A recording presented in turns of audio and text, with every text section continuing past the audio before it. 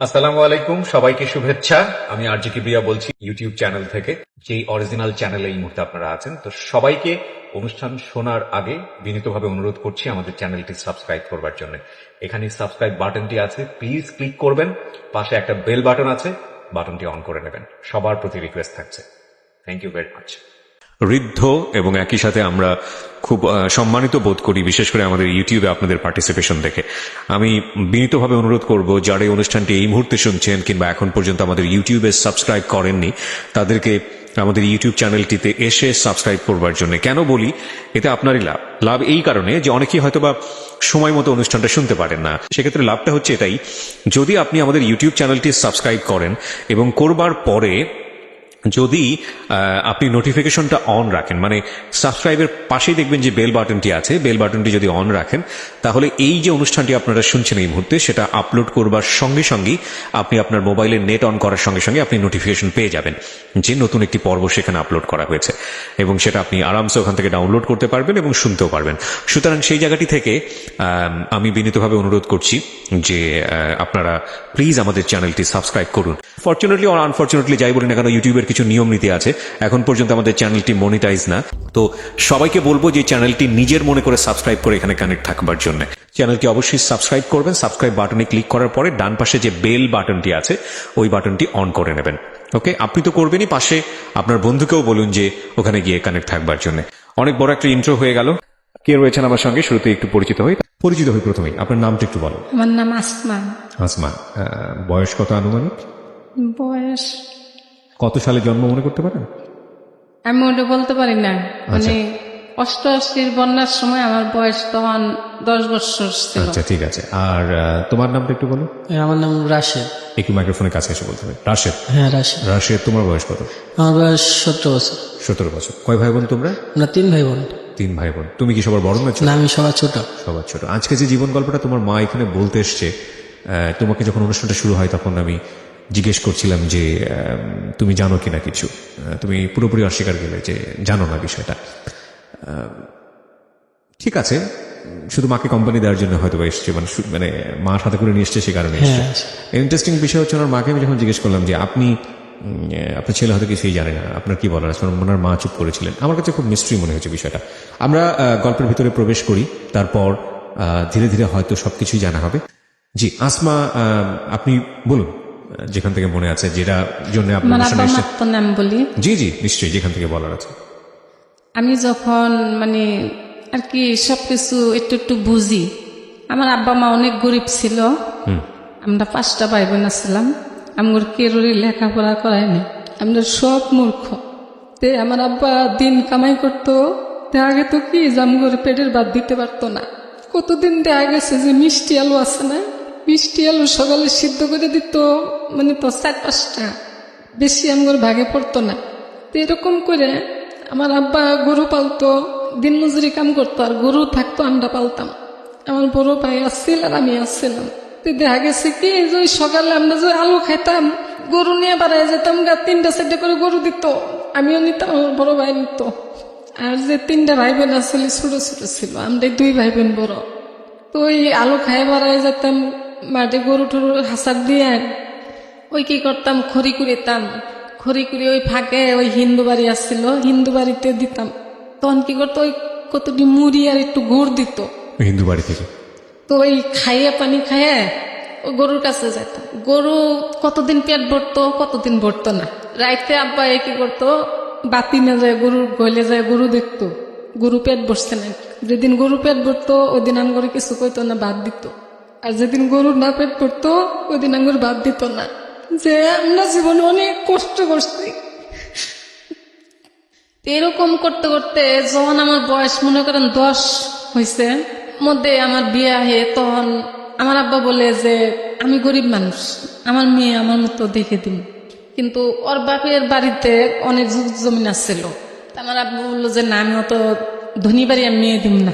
আপনার বয়স কত যখন বিয়ের কথা হচ্ছে? তখন আমার 10 বছর বয়স। আমার শুধু একটা প্যান্ট পরনে আমার বিয়ে হয়েছে। আচ্ছা। আমার নানি শাশুড়ি আমাদের দেখে আমার অনেক পছন্দ করছে, পরে আমার বিয়ে হয়, আমার কাবিন করে রাখে। তখন ওনার বাপের বয়স 25-এর উপরে মনে হয়। আচ্ছা। পরে কাবিন করে রাখলে 1 বছর আমার বাড়িতে আমি থাকি। 1 বছর পরে আমার উঠায় নেয়, নেওয়ার পরে স্বামী বিয়ের দিন তো নেই মনে করেন যে বোঝা গেছে যে উনি ভালো না। ছোট আসছিলাম ঠিকই, কিন্তু আমি বুঝতে পারছি যে হে ভালো না। আচ্ছা, আমার দাদা বাইসা আছিল, আমার আম্মা এখনো আছে, আমার আব্বাও এখন আছে, আমার দাদি এখন আছে, আমার দাদা মারা গেছে।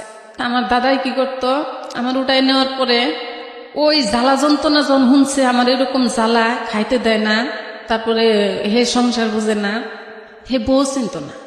ওই শিয়াল কুত্তার মতন ওই যে একটা সংসার যে কি জিনিস এটা উনি বুঝতো না। এরকম করে আমার দাদাই আমারে নিয়ে নিয়ে আটকে দিত বাড়ি, যে না আমার নাতি না তোমার কাছে দিব না। ওই দাদার পায়ে ধরে মাপ চাইতো, ওই ক্ষমা কইতো, কই যে না আমি এরকম ভুল আর করবো না, আমি এখন ভালো হয়ে যাম গা। ওই আবার নিয়ে গেলে দেখা গেছে যে ওই মারামারি ধরাধরি করতো। ওই খাওয়ানোর মানে খাওয়ার কষ্টটাই আমার বেশি আছে। ওই যদি এক সপ্তাহ ওই বাড়িতে থাকছি, 15 দিন এসে আমার বাপের বাড়িতে থাকছি। এরকম করে করে আমার 3টে মেয়ে হয়েছে। আমার 3টে মেয়ে হওয়ার পরে আমার শাশুড়ি আমার 2 চোখকেও দেখতে পারতো না। আচ্ছা, মানে আমার ভাসুরের 3টে ছেলে হয়েছে, আমার 3টে মেয়ে হয়েছে। তো এরকম করতে করতে আমার এমন অত্যাচার করতো যে খেতা সেলাই কন, হাঁস মুরগি পালা কন, ছাগল পালা কন, এই যে মানুষে মরিচের টাল দাম দেশে 10 টাকা বস্তা মরিচ তোলা কন, মানুষের কাজ করা কন, আমি সব করছি আমার জীবনে, কিন্তু আমার সংসারে আমি সুখ আনতে পারিনি। এরকম করে আমার এই ছেলেটা পেটে আসলো, আসার পরে গেল গা কোন জানি 7-8 মাস, ওনার খবর নাই। পরে 9 মাসের সময়, 8.5 মাসের সময় এই ছেলেটা হইলো। হওয়ার পরে মানে আমার ভয় ছিল যে আমার 3টে মেয়ে হয়েছে, এইবারও মেয়েই হবো। পরে আমার নানি শাশুড়ি আমার অনেক বুঝাইতো, জাসমা তোর যদি মেয়ে হয় তুই আমারই দিয়ে দিবি, আর যদি ছেলে হয় তাহলে তোর থাকবে। তো আমার এই ছেলেটা যেদিন হয়েছে, হইলে আরে 2 মাস পরে ওর বাবা এসে, ও হয়েছে প্রথম নভেম্বর মাসে প্রথম রোজার দিন। এইটা আমার অবাক, এত কষ্ট। আমার ওই বড় মেয়েটা তখন ক্লাস 2-তে পড়ে। মানে একটাই ইচ্ছে ছিল যে আমি মূর্খ, আমার যে কষ্ট, আমার ফুলাপান ডিজাইন এরকম মূর্খ না হয়, আমি এইভাবে চলবো। আমার ওই মেয়েটা ক্লাস 2-এ পড়ে। ওই মেয়ে কি করতো, স্কুল তো নাইসে ওই পেঁপে গাছ গাছছি, পেঁপে ধরছে, ওই পেঁপে বাজারে বিক্রি করছে। ওই কেরাসিন তেল, লবণ যা যা লাগে আমার এনে এনে দিত, ওই মেয়েটা সবকিছু করে দিত। তারপর ওর স্কুল তো নিয়ে কিছু চাউল দিত, এলিতে আমরা কোন রকম করে চলতাম।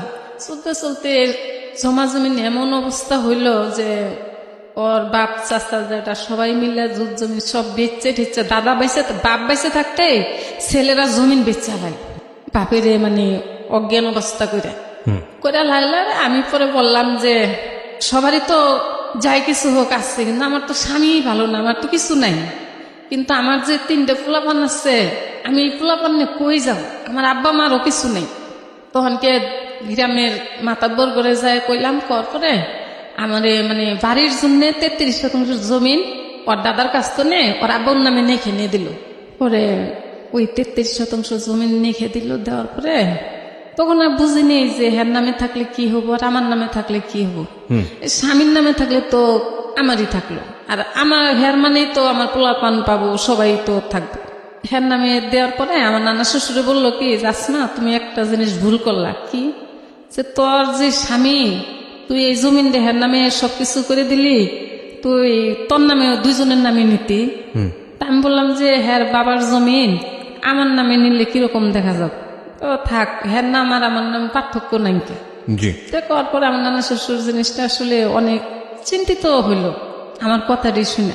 আচ্ছা, হওয়ার পরে জমিন রেজিস্ট্রি হওয়ার পরেই দেখা যায় যে উনি আরো মানে যে একটু খারাপ ছিল তার সঙ্গে 3 গুণ খারাপ হইতেছে, বাড়তেই আসছে। আচ্ছা, আমার যে অত্যাচার করতো তার সঙ্গে ডাবল অত্যাচার করে। একদিন আমি বললাম যে দেখ, আমার তো এখন 3টে মেয়ে আল্লাহ দিচ্ছে, একবারে খাওয়ার লাগবো, পিন্দার লাগবো, মানুষ করা লাগবো। তুমি কি চাও যে আমরা যেরকম এরকম আমগুল ফুলাপান হোক? মানুষের ঢাকা থাকে, টাকা কামাই করে, আমি আর তুমি ঢাকা যাইব। কয় ঢাকা যাওয়া লাগবো না, তুই এনতি পরে মরবি, তাও ঢাকা যাবি না। আচ্ছা, কয়ে থিয়া উনি গেল গা। যাওয়ার পরে মনে করেন যে 2 মাস পার হয়ে গেছে, এর মধ্যে আর উনি খোঁজ খবর নাই নাকি। তো আমার এই ছেলেটা হইল নভেম্বরের 1 তারিখে প্রথম রোজার দিন। জি, যে ছেলেটা আপনার পাশে বসে হ্যাঁ, আছে, এই ছেলেটা। তোমার বয়স যেন কত বলছিলে? 17 বছর বয়স, এই 17 বছর বয়সের আগের গল্প এটা। আচ্ছা বলেন। পরে আমার ছেলেটা হইলো, হওয়ার পরে ভোরবেলা হয়েছে, হওয়ার পরে আমার বাড়িতে যে খবর দিব এমন কেউ নেই। পরে অন্য বাড়ির তো একটা লোক পাঠায় আমার আম্মুরে খবর দেওয়াইছি। পরে আমার আম্মু আইসে, আইসা পরে যাই কিছু যা করণ নাকি করছে।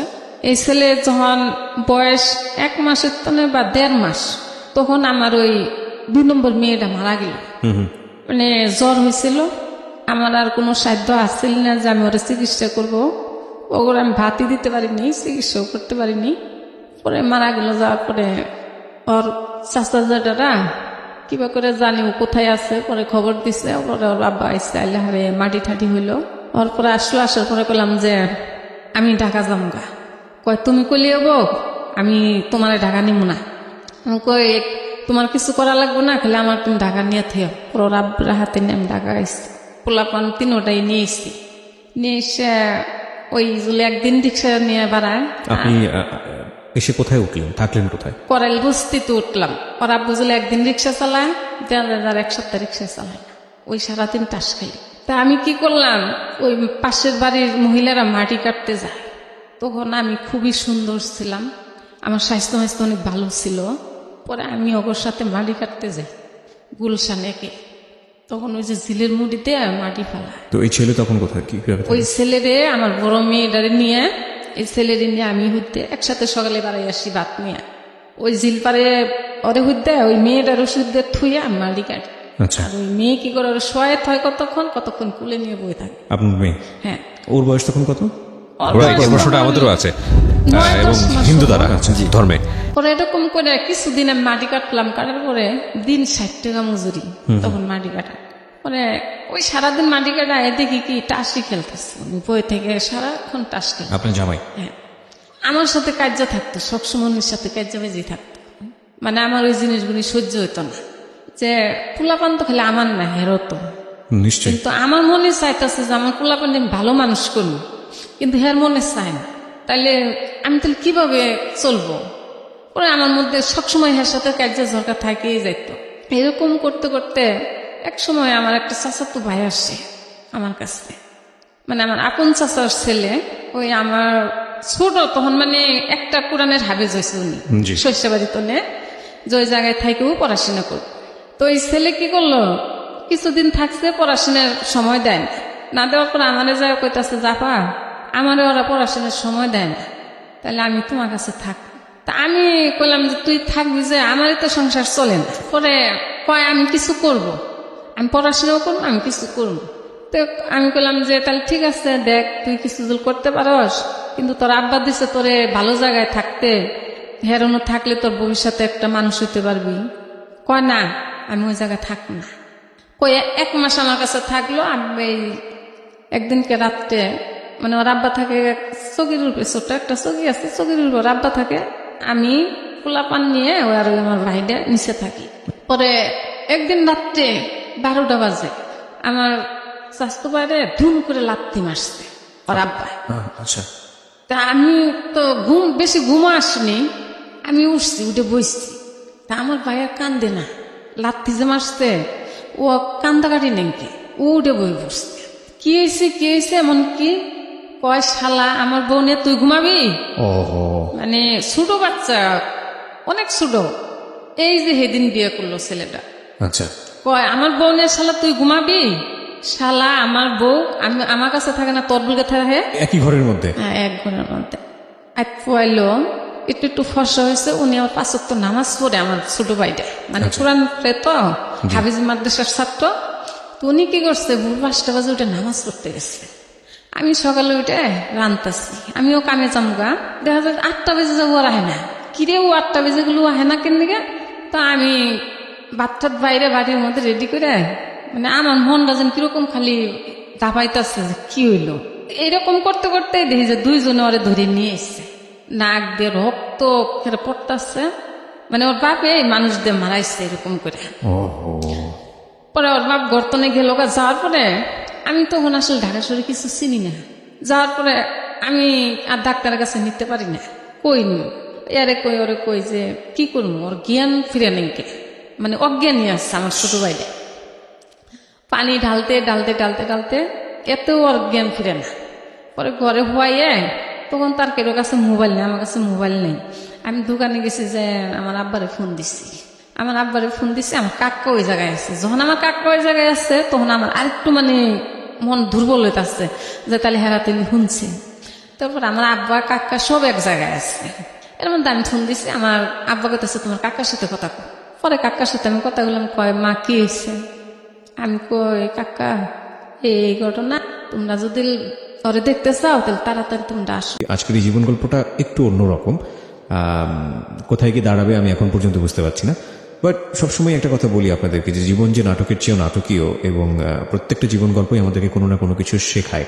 সেই জায়গাটি থেকে শেষ পর্যন্ত হয়তোবা কোনো একটা মেসেজ আমরা আজকে এই জীবন গল্পে অবশ্যই পাবো।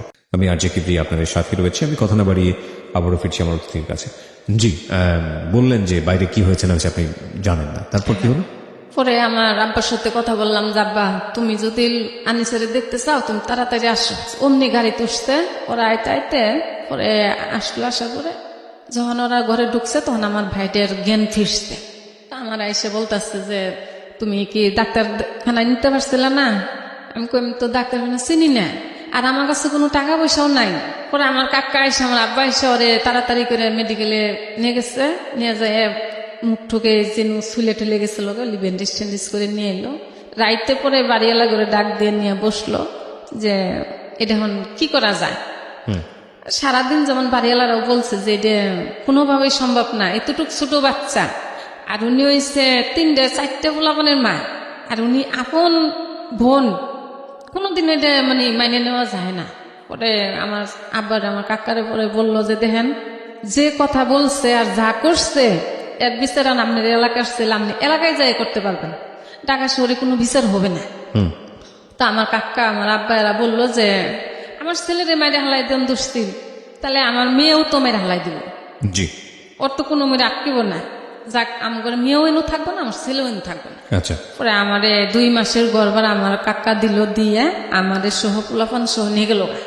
নিয়ে যাওয়ার পরে আমি আমার বাপের বাড়ি থাকি। আমি হিন্তনে, ওনার সাথে আমার কথা বন্ধ। আমার বাপের বাড়ি থাকি, এর কাছে খবর পাঠায়, ওর কাছে খবর পাঠায়, আমি বাড়ির যাবো না। তা আমার কথা হইলো যে আমি তো আনিসের বউ, আমি তোমার কাছে যাবো কেন? আর তুমি যদি আমার নেও তাহলে তুমি মিল হও আগে, তুমি গার্জেন নিয়ে মিল হয়ে তারপর আমার নিবা। জি, না উনি কোনো মিল হব না, উনি ওইভাবে যাব না, উনি আমারে নিব না।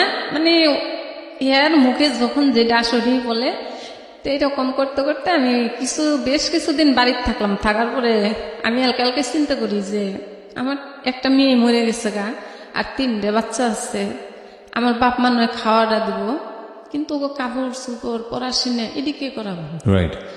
আমি যদি ঘরে বয়ে থাকি তাহলে তো আর আমার মতোই হবো সব। তো একদিন আমি ভোর 5টা বাজে উঠছি, ওটা আমার আম্মা কিছু টাকা রাখছিল এক জায়গায়, আমি দেখছি। দেখার পরে আমি ওই জায়গা তখন 500 টাকা নিচ্ছি, নিয়ে পুষ মাঘ মাসে শীতের মধ্যে আমি একটা কাপড় পরে আমি ঢাকা দিক রওনা হইলাম একা। আমার দাদিরে কই আসলাম। তখন ছেলে মেয়েগুলো কি আপনার সঙ্গে ছিল না? না, বা আমি বাড়িতে আমার আব্বা মার কাছে রেখে আইলাম। আচ্ছা মানে পোলা পান ফেলায় ঠেলায় থুয়ে একা আমি একাই? ফেলে একা এসে পড়লাম ঢাকা। আচ্ছা, ওই সময়টাতে আপনার জামাই কি ঢাকাতেই থাকতো? হ্যাঁ, উনি ঢাকায় থাকতো। কি করতো উনি? উনি ওই যে মাঝে মাঝে রিক্সা চালাইতো। মাঝে মাঝে রিক্সা চালাতো। আচ্ছা, পরে ঢাকা আসলাম, আমার ভাই আমার ছোট ভাই আমার সমানে মানে ই করতেছে, বিষতেছে ওরা।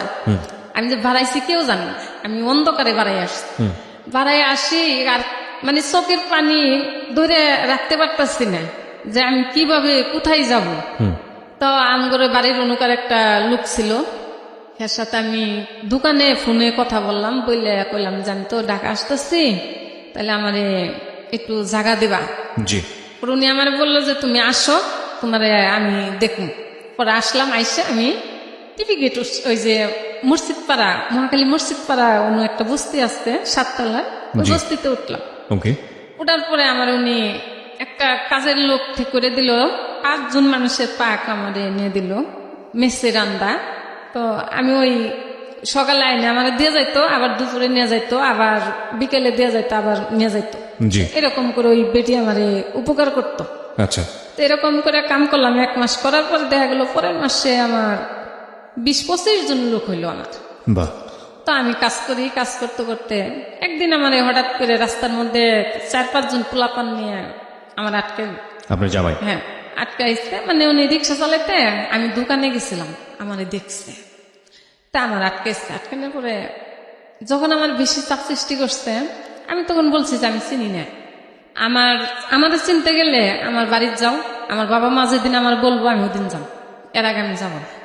উনি আমার বলতেছে যে তুই আমার বউ, আমি তোরে এখন ইচ্ছা করলে আমি ওটাই নিয়ে যাবো, যে তুই যদি আমার পারস তুই নিয়ে যা, আমি যাবো না। তো যখন আমার শেষ রিক্সা উড়ান ধরছে, তখন ওই যে আমি যেই মেসটাতে কাজ করতাম, ওই মেসে, মানে ওই যে পাবলিক হলের মেস আছে মহাখালী, ওই মেসে আমি কাজ করতাম। ওরা মানে দেখছিল, আমি দোকানে গেছি যে আইতাছি, যে ওরা দেখছে, একজনে দেখে যখন আমার আটকাইছে, তখন উনি যাই এবার হ্যাঁ করে বলছে, জাগরে আমি কাজ করি, তাগর বলছে যে এই ঘটনা। পরে ওরা বাড়াই গেছে, যাওয়ার পরে কি হয়েছে গেছে এই হয়েছে। পরে তখন কয় শালা তোর বইলে তোর বাড়িঘর নাই, তোর রাস্তার মধ্যে বইছে, তোর বউ যদি হয় তুই ঢাকা শহর তোর বাসা বাড়ি নাই, তুই হেনু যা, তুই এনুকে রাস্তার মধ্যে কে কই, মানে ওরে মায়েরও দিচ্ছে কিছু দেওয়ার পরে গেছে গা। যাওয়ার পরে আমি কাজ করি, করতে করতে 2-4 দিন পর পরে আমার সাথে বিরক্ত করে, করতে করতে একদিন পোলাপানের আমি বললাম যে 7 তলার পোলাপানের বললাম যে আমি এরকম 3টা পোলাপান নিয়ে আমি কাজ করে পোলাপান চালাইতেছি, কিন্তু আমার এই লোকটা আমার অনেক করতে আছে, আমি কাজ করতে পারতেছি না। পরে কইলো যে কোন লোক আমার দেখাই দিন, তা আমি দেখাইছিলাম। পরে সেদিন তো না আমার পিছতে তো উনি মানে একটু একটু কাইটে পড়তেছে, তো কাইটে পড়তেছে, তা আমার ইচ্ছা ছিল যে আমি জীবনে নিজের পায়ে একটু দাঁড়াবো, উনিও কামাই করব, আমার যেহেতু বাড়িঘর আছে, 3টা পোলাপান আছে, সুন্দর মতন একটা সংসার করে খাম গেল। যার পরে আমার পিস্তন আস্তে আস্তে কাটা পড়লো, পড়ার পরে কিছুদিন পরে আমি শুনতেছি যে উনি বিয়ে করছে। আমি কারোরই কিছুই বলিনি, মানে আমার মনে ওই দিন তো আরো ঘিনে হয়ে গেছে।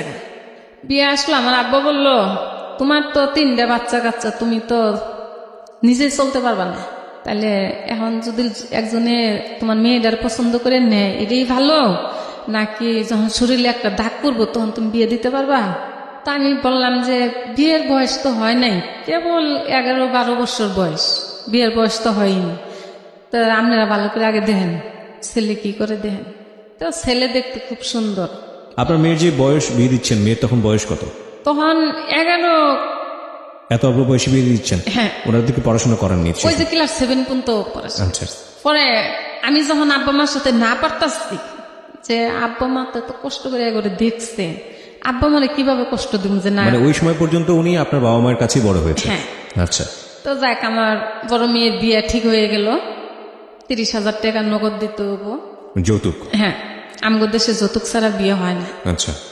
তো আমার নাই দিকে কম নিচ্ছে, পরে 30,000 টাকা দেওয়া লাগবে। তখন আমার কাছে কোনো টাকা পয়সা ছিল না। 1 লাখ টাকার উপরে আমি ঋণ হইলাম, ওই মেয়ে বিয়ে দিতে যায় ঋণ হইলাম। হওয়ার পরে বিয়ে টিয়ে পার করে আমি মহাখালী আসলাম। আবার আইসে তো মহাখালী আমি যে কামাই করি তাতে পোলাপান নিয়ে নিজের চলাই আই থাকেন। পরে উন্তনে আমি মিরপুরে আসলাম। 12 নম্বর মহাখালীতে 12 নম্বর আসলাম। আমাদের এলাকার একটা লোক ছিল, হের কাছে আসলাম। আইসে হের কাছে আমি থাকবো, তো 1 মাস হের কাছে থাকলাম। আমি 1 মাস থাকার পরে হেগরে যে পরিবেশ, হের 2টা মেয়ে ছিল, একটা ছেলে ছিল। তো হের মেয়ে ছেলে অনেক মানে বিচ্ছিরি আছিল, ভালো ছিল না। বিশ্রী বলতে মানে কি পরিবেশটা ভালো ছিল না, তাই না, তো? ভালো ছিল না, মানে মানে ওরা সব দিক দিয়ে নোংরা ছিল। পরে আমি ওর কাছ থেকে সরে গেলাম। যাওয়ার পরে একটা মহিলার সাথে আমার মতোই কাজ করে, এর সাথে আমি থাকবো। পরে আমার মাসে 600 টাকা দেওয়া লাগবো, তাও খালি রাইতে ঘুমাইতে হবো, দিনে যাওয়া যাবে না, বাসায় আমার দিনে যাইতে দেবো না। শুধু রাতের বেলা ঘুমাতে হ্যাঁ, পারবেন? মানে রাত্রে উনি থাকবো, আমারে থাকতে দেবো, দিনে উনি থাকবো না, আমারও থাকতে দেবো না। পরে ওই সারাদিন আমি কাজ করি, ওই যেন যেন কাজ করি বয়ে থাকি। তো ওই দেখা গেল কি যে আমি ওই ভোর 5টায় যে বাড়াই আসি, রাত 10টা 11টা পর্যন্ত আমি কাজ করি। আচ্ছা। তখন আমার শরীরটা এত মানে, যেমন মনটা আমার শক্ত ছিল, তখন আমার শরীরটা অনেক ভালো ছিল। আপনার এই ছেলের বয়স কত তখন? তখন আমার ছেলের বয়স 6-7 বছর। হ্যাঁ। আচ্ছা রাশেদ, অনুষ্ঠান শুরুর সময় তোমাকে আমি জিজ্ঞেস করছিলাম যে তুমি এগুলো জানো কিনা, তোমার মা যে কথাগুলো বলছে এগুলো কি তুমি জানো? এখন যেগুলো যতটুকু এখানে বলেছে না, আমি কোনোদিন আমি শুনছিলাম নানা নানির কাছে, কিন্তু এতটা শুনিনি। এতটা শোনো নাই, শুধু শুনছিলাম যে আমার আব্বা আমার মাকে অনেক মারধর করছে, এই করে। এই জন্যই তুমি বাট এই 6-7 বছরে তোমার মা যে একটা মানুষের বাসায় শুধু রাতের বেলা থাকার জন্য 600 টাকা দিত এবং এই যে সারাদিন যে এই পরিশ্রমগুলো করতো, এগুলো তো তুমি কখনো জানো না, মানে আজকেই প্রথম জানছো এই অনুষ্ঠানে? জি না, আম্মু কাজ করছে সেটা জানি। বাট এইরকম বিস্তারিত জানা হয়নি। জি না। এটা আজকে রাশেদ এবং তার মা, আপনার নাম তো আসমা, হ্যাঁ আমার নাম আছে। রাশেদ এবং তার মা আসমা বেগমের যেই গল্পটা এখানে তুলে নিয়ে আসছি আমরা, সেখানে একটা ইন্টারেস্টিং ফাইন্ডিং শেষ পর্যন্ত বের হবে। হতে পারে একটা খুব সহজ সরল সাধারণ গ্রামীণ জীবনের একটা খেটে খাওয়া যুদ্ধজয়ী, মানে জীবন যুদ্ধজয়ী একটা মানুষের, একটা মেয়ের, একটা মহিলার গল্প। কিন্তু আমি এই গল্পটাকে দেখানোর চেষ্টা করছি যে মা এবং ছেলের সম্পর্ক। একটা ছেলে, তার মা, যে মা সংসার চলে গেল, হাজব্যান্ড চলে গেল, কিন্তু 3-4টা বাচ্চা তাদেরকে ছাড়লো না এবং এদেরকে মানুষ করার জন্যে ঢাকা শহরে কি অমানবিক জীবনযাপন করছে। এবং ইন্টারেস্টিং বিষয় শেষের দিকে এসে আপনারা পাবেন, এই ছেলেটা এখন 17 বছর বয়সে পড়াশোনা করছে কলেজে, এবং ওর মা যে কি করেছে ওদের জন্য সেটা সে জানে না। এই যে না জানার বিষয়টা, এই না জানার বিষয়টা কিন্তু আমাদের প্রত্যেকের জীবনেই আছে। আমরা শুধু আজকের এই গল্পটাকে রাশেদ কিংবা আসমা এই গল্পের সমীকরণে না দেখি। আমাদেরকে মানুষ করার জন্যে আমাদের মারা, আমাদের বাবারা কি পরিমাণ কষ্ট করেন, কি ভয়ানক রকমের রিস্ক নেন, কি ভয়ানক রকমের মানসিক প্রেশারের মধ্যে দিয়ে যান নিজের সন্তানকে খুশি করার জন্য। 2-1জন থাকেন ব্যতিক্রম, সেটা অন্য হিসাব। সেই গল্পটা আমরা যখন পরিণত বয়সে যাই, আমাদের স্কুল হয়, কলেজ হয়, বিশ্ববিদ্যালয় হয়, চাকরি হয়, কিন্তু দুঃখের বিষয় হচ্ছে আমাদের সময় হয় না আমাদের মার কাছ থেকে শোনার যে আপনাকে বড় করতে গিয়ে কিংবা আমাকে বড় করতে গিয়ে আমাদের মারা কত কষ্ট করেছে, আমাদের বাবারা কত কষ্ট করেছে। এই ছেলেটাকে আমি অনুষ্ঠানের শুরুতে জিজ্ঞেস করেছিলাম যে তোমার মা আজকে তোমাকে এখানে নিয়ে এসছে, তুমি কি জানো, গল্পটা জানো? ও জানে না, এবং না যে জানা সেটার পিছনে ও দায়ী না, এটার পিছনে আমাদের সিস্টেমটাই আসলে দায়ী। সিস্টেমটাই এরকম। আমরা একটু সামনের দিকে আরেকটু আগাই, আমরা জানি না এই গল্পটা কোথায় গিয়ে দাঁড়াবে এবং শেষ কোথায় কি হতে পারে। আর জি, আমরা আসমা বেগম আন্টি বলি আপনাকে, যেখানে আমরা ছিলাম সারা দিন সারা রাত 10টা পর্যন্ত আপনি বাইরে বাইরে মানুষের বাসায় কাজ করতেন। আমি ওই ভোর 5টা বাজে বাড়াই রাতের 10টা, 10:30, 11টার সময় কাম শেষ করি। আমার শরীরে কোনো দিন কয় নাই যে আমি কাজ করতে আসছি। আমার শরীরটা এত পাতলা ছিল যে খারাপ লাগতো। একটা টাইমে যখন রাত্রে যায় ঘরে শুতাম, তখন ওই পোলাপানের কথা মনে পড়তো, তখন একটু খারাপ লাগতো। যখন মানুষ সম্বন্ধে কাজ করতাম তখন আমার মন টেকার দান্দায় থাকতাম যে আমি মাস শেষে এত টাকা পাবো। তো ওইভাবে কাজ করতে করতে মনে করেন পোলাপানের আমি কোনোদিন আমি সরকারি স্কুলে পড়াইনি। ওইতে তো আপনার মাথায় একটা ঋণের বোঝাও ছিল, লাখখানিক টাকা আমি ঋণ দিচ্ছি, মানে এই মিরপুরে এসে আমি ঋণেও দিচ্ছি। মিরপুরে এসে ভালো টাকা কামাইছি, আমি অনেক কষ্ট এই কাজ করে করে। হ্যাঁ, আমি কয়টা বাসায় কাজ করতেন ওই সময়টাতে? আমি কয় বাসায় কাজ করছি তাও তো আগের গুণে আমার খেয়াল নেই, তাও মনে করেন যে 6-7 জায়গায় আমি কাজ করতাম একটানা সারাদিন। হ্যাঁ, যে কাজ যে করতাম, আমার যদি কেউ পয়সা কমও দিত আমি কোনোদিন তার সাথে কিছু বলতাম না। আমার এই মিরপুরে 12 নম্বরে একটা লোক, মুন্না নাম, আমি তার বাসায় কাজ করতাম। সে বিয়ে করছিল না, হ্যাঁ বয়স 50 হবো এরকম। তো আমি যখন 12 নম্বর আসি অতিফাস, তখন ওনার সাথে আমার পরিচয় হয়। ওনার বাসায় আমার কাজে নেয়। তখন উনি বিয়ে করে নাই, 2টা ছেলে থাকে, উনি একজন আরেকটা ছেলে থাকে। আমার তখন 1000 টাকা দিত, আমি ঘরের পুরা কাম করে দিতাম, বিছনা গুছান, কাপড় ধোয়া, রান্দা, মানে হ্যার ঘরে সবকিছু জিনিসপাতি আসছিল, ফ্রিজ তো শুরু করে মানে ফ্যামিলি বাসায় যা থাকে হ্যার বাসায় তাই ছিল। একটা ফ্ল্যাট নিয়ে আসছিল, সব কাম করে দিতাম। আর মেহমান আইতো, উনি ব্যবসা করতো। দেখা গেছে যে রাইতে আমি রান্দাবাড়ি করে থেকে গেছি গে, আবার মেহমান এসে আমার আবার ফোন দিত, দৌড়াই আমি আইতাম। তো উনি আমার বেশ কিছু হেল্প করতো, মানে যদি শুনছে যে আমি অসুস্থ বা 500-1000 টাকা লাগবো, সঙ্গে সঙ্গে বাই করে দিত। উনি আমার কোনোদিন খারাপ কইতো না, বা খারাপ ওনার মুখে আমি কোনোদিন শুনিনি খারাপ ভাষা। আছে না কত লোক যে মানুষের সাথে ব্যবহার খারাপ করে, কিন্তু আমি উনি যে কোনোদিন দেখিনি যিনি মুখ দিয়ে খারাপ একটা কথা বলে বা কিছু। এইভাবে আমি মাসে দেখা গেছে যে 12-14 হাজার টাকা আমি কামাই করতাম। আচ্ছা, মানে আগে করতে পারতাম না, এরকম করে দেখা গেছে যে পোলাপানের যে মাসে আমি 4,000 টাকা 3,000 টাকা খরচ দিচ্ছি, মা বাবারও কিছু দিচ্ছি। আচ্ছা আমার মনের মধ্যে একটা কষ্ট হয়েছিল যে আমার মা বাবা অনেক কষ্ট করছে, এখন আমরা বড় হয়েছি, এখন আমরা আর একটু মা বাবার একটু দেখ, আমার পোলাপানের রোদ দিব, আমার বাপ মায়ের রোদ দেবো। তো দেখা গেছে 11 জুলাই আমি 300 টাকা দিচ্ছি, 3,000 টাকা দিচ্ছি, তা আমার আব্বা মার আমি 500 টাকা দিচ্ছি। বা আমি যদি বাড়িতে গেছি, দেখা গেছে যে আমি যদি বাড়িতে যাই 5-7 হাজার টাকা বাজার করে দিতাম। এখনো আমার যে আরো ভাই বোন আছে হেরা দেয় না, কিন্তু আমি যদি এখনো বাড়িতে যাই, আমি যত কষ্টই করি আমার বাপ মায়ের বুঝতে দেন যে আমি কষ্টই আছি। প্রতিটা মানুষই একটা ফিলোসফি নিয়ে বসবাস করে এবং আমরা যেহেতু মানুষ বাই বর্ন, আমাদের মধ্যে ভালো মন্দ দুটো গুণই আছে। আমি জীবন গল্পে যত রকমের গল্প আপনাদের এখানে প্রচার করেছি, যত গল্প আমি শুনেছি, যত গল্প আমি শুনিয়েছি, আমি জানি যে একটা গল্প আর একটা গল্পের কাছে যখন চলে আসে তখন পূর্বের গল্পের ইমোশনটা মানুষের হারিয়ে যায়। আমাদের মনের ক্ষমতা আসলে এত বেশি না যে জাগতিক যত ঘটনা আমাদের চারপাশে ঘটে, প্রত্যেকটা ঘটনার ইমোশন আমাদের মন একইভাবে সমানভাবে সময়ের স্রোতে ক্যারি করে নিয়ে যাবে। এটা সম্ভব না। আমরা যদি অতীত না ভুলে যাই আমরা সামনে এগোতে পারবো না। আমরা যদি কষ্ট না ভুলি আমরা সামনে এগোতে পারবো না। আমরা যদি হোঁচট খেয়ে ব্যথা না ভুলি, আমাদের সে ব্যথা যদি সারা জীবন থেকে যায় আমরা হাঁটতে পারবো না। কিন্তু এটা ঠিক যে কিছু কিছু জিনিস মনের অজান্তেই জমা হয়। একটা কথা আছে বিজ্ঞানে যে মন মানে চেতন মন আর অবচেতন মন। চেতন মন যেটা অনুভব করতে পারে সেটা চেতন মন, এবং অবচেতন মন সেটা যেটা আসলে হয়তো অনুভব করে অন্যভাবে, কিন্তু যেটা আপনি হয়তো কখনো বুঝতে পারেন না। বিজ্ঞানের কথাটা যেহেতু বলছিলাম যে চেতন মন অবচেতন মনের চাইতে অনেক বেশি দুর্বল, মানে অবচেতন মন অনেক শক্তিশালী চেতন মনের চাইতে। আমাদের এই গল্পগুলো যখন আমরা শুনি তখন আমাদের চেতন মনে একটা অনুভূতি জন্ম হয়, আর অবচেতন মন এই অনুভূতির জায়গা থেকে কিছু কিছু একদম পার্মানেন্টলি নিয়ে নেয়, এবং সেই নিয়ে নেওয়াটা সারা জীবনের জন্য সঞ্চয় হয়। সেই অনুভূতিটা একেবারে পার্মানেন্ট। এবং এই অনুভূতিগুলো কিভাবে মনের ভেতরে জমা হয়েছে সেটা হয়তো আপনি বুঝতেও পারবেন না অবচেতন মনে, কিন্তু আমাদেরকে প্রতি মুহূর্তে এই অবচেতন মন এই ঘটনা যেটা আমরা শুনছি। জি, এই টাকাগুলো বাড়িতে পাঠাতেন কোনো না কোনো হ্যাঁ, জি আমি বাড়িতে দিতাম, মানে আমি কোনো হিসাব করতাম না, আমার আব্বা মা কাছে আমি সব টাকাই দিতাম। জি। কিন্তু একটা কথা এখানে আসছিল যে তুমি করে যা লাগে নিয়ে আর যা থাকবো তোমরা রাখো।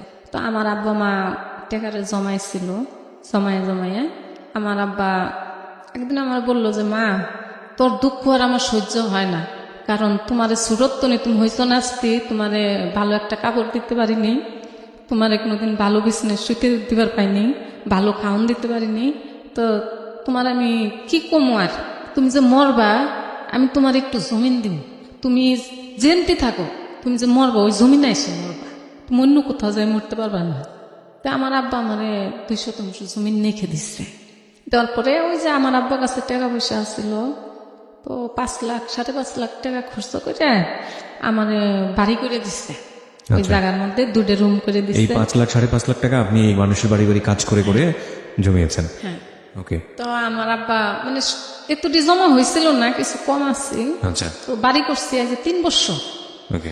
আব্বার আমি বললাম যে তুমি টিন দিয়ে ঘর দিলে, আমার তো কেউ নাই, ভেঙ্গে ছিঁড়ে গেলে কেরা করে দেবো, তো তুমি ই করো, ইট কিনে ইট দিয়ে তুমি আমার ই করে দাও, 4 পাশে ইট দিয়ে ওর পর টিন দিয়ে দাও।